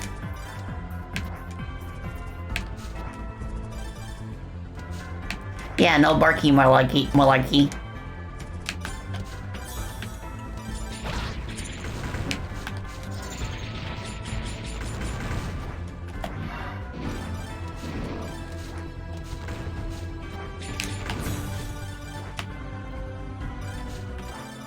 Monopoly effect, Mario Kart effect, Mario Party effect. Mario has a habit of ruining friendships with his spin-off games.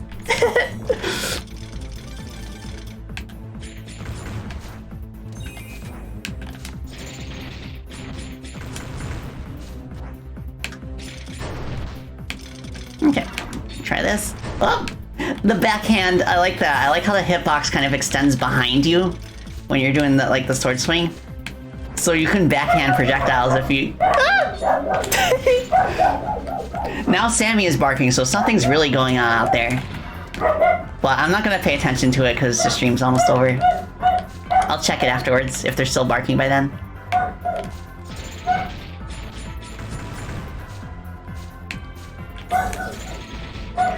Bark, bark. Okay, and this cutscene is also unchanged. I did mention at the start of the stream when I showed this off, when I made the cutscene engine, I forgot to put in a way for characters and cutscenes to actually change direction. But that is fixed now.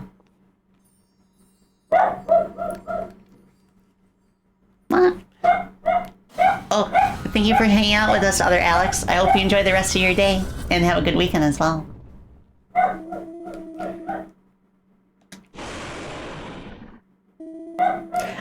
Yeah, knowing my luck double cakes, I'll end the stream and they'll immediately stop barking. Usually when Paige barks, what was I gonna say? Ah! Boss monster has me distracted. Yeah, they know we're listening. Paige? No!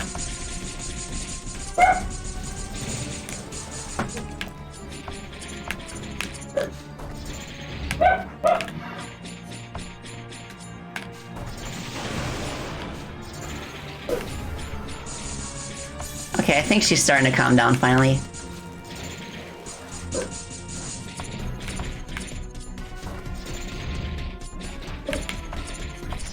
Let's go! I also do want to add health bars for enemies as well. It would be in the bottom right and it would appear after you attack an enemy for the first time. And it would be for normal enemies as well. And also, yeah, there is a post-boss cutscene now.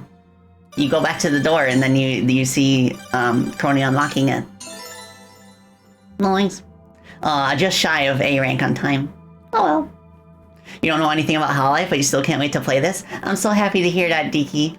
Oh my gosh. Yeah, it's a good sign that there's like a bunch of people who follow my work that are excited about this and they don't know anything about hololive. Because like our focus first and foremost is to make a good game.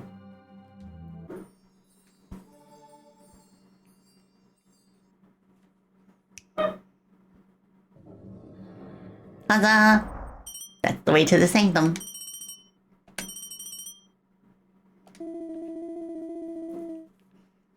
Of course, you gotta have the noble woman laugh pose.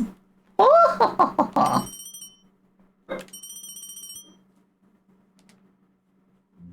The finger snap timed with a bark. Oh, nice. Oh, you have a PNG tuber, Elfie? Let's go! Let's go!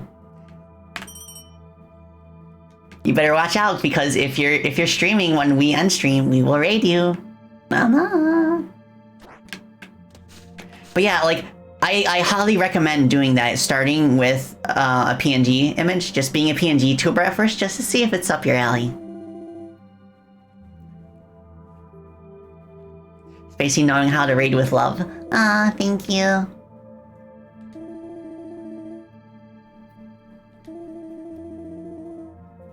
Yeah, like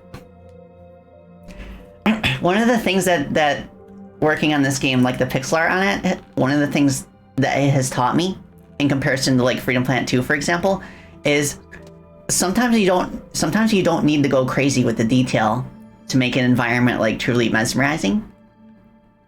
And now that I'm more familiar with like shader effects, for example, as well, like I like the simplicity of this area too. It's just like nice and serene. Like, it does help to like really like make a location memorable to have like specific like landmarks in it. Like in here, for example, the major landmarks are of course the portal that takes you to the stage select screen and like the rings in the background. Just like landmarks that like just like make it like a bold statement without really saying anything, like environmental storytelling. But yeah, that's what we got so far. And now we got a stage select screen. I'm so happy about that. I'm gonna spend the rest of the weekend polishing that up as well. And then at that point, we'll have a pretty solid framework to just keep focusing on working on the stages themselves. Ah, Ferris, thank you for the raid. Ah, hope you had a good time in your stream. Man, you're late. Oh, it's no problem. We're actually just wrapping up for today. But yeah.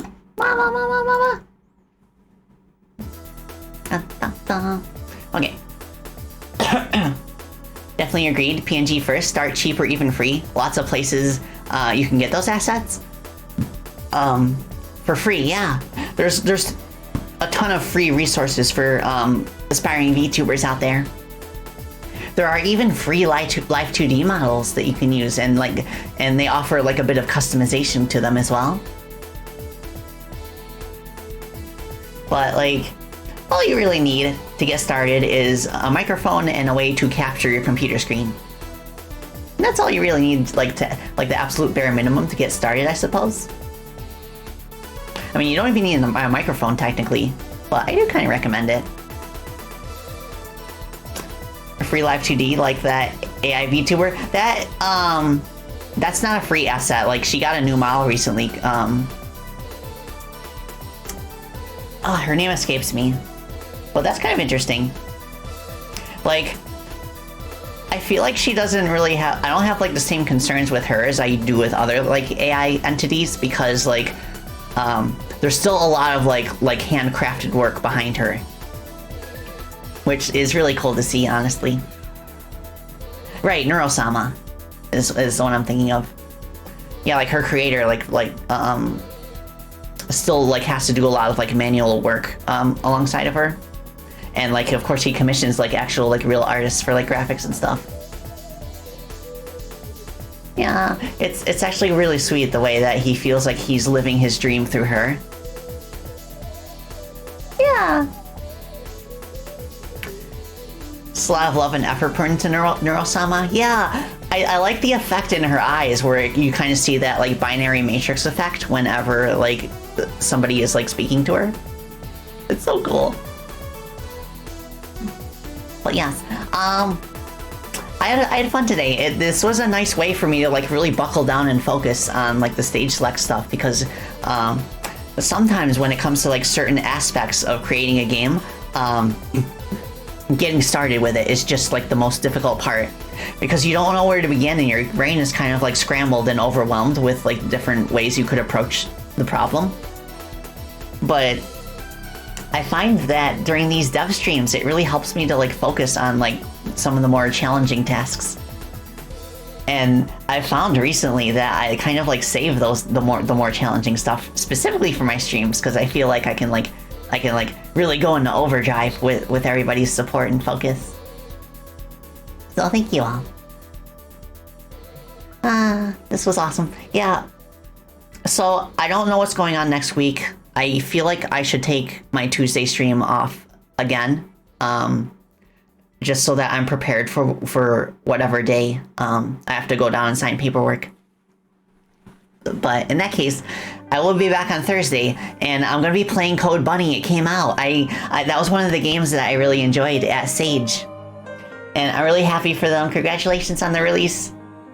And on Friday, I suppose I could do Silver Story. I don't know. I'll either do Silver Story or pivot to a different game. I don't know. We shall see. I shall keep you posted. Lots of things seem like big problems, but when you break them down into smaller ones and take it one step at a time, you can overcome pretty much anything. Yes, exactly, Ferris. That's one of the most important life lessons that I ever learned when I was in school. I'm glad I went to community college, even though it ultimately did not help me get a career going. Specifically because of my degree. Like, my degree did not help me in any way, but I did learn valuable problem-solving skills that did help me to get started with my game dev career.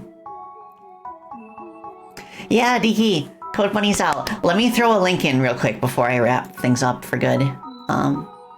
It is on itch.io. I think it's not on Steam. It's just on itch. Code Bunny.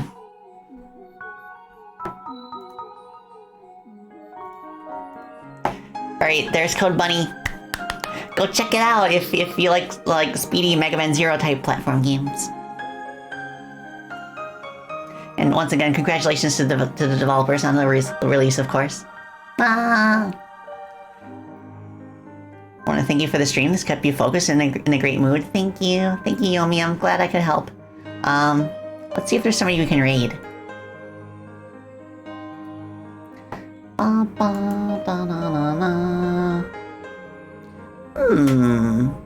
I wonder if anybody's playing Freedom Planet right now. I have a habit of checking that first now. Because, like, so few people are playing the game, unfortunately, that, like, it's kind of special when there is. Ah! There is somebody playing Freedom Planet too! Okay. I have no idea what this person is like, but they seem pretty cool, I guess. So I guess we could do that. Okay, let me see if I got the username correct.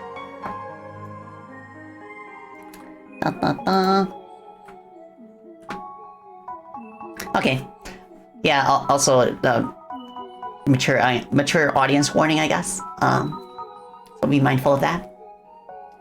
But, oh my gosh, this was so fun. Thank you all so much for watching.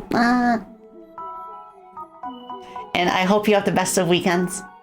So without further ado, I shall bid you adieu, and I'll keep you posted on my schedule. Once again, I should probably have something up by Monday. But without further ado, that's a wrap. Bye. Bye.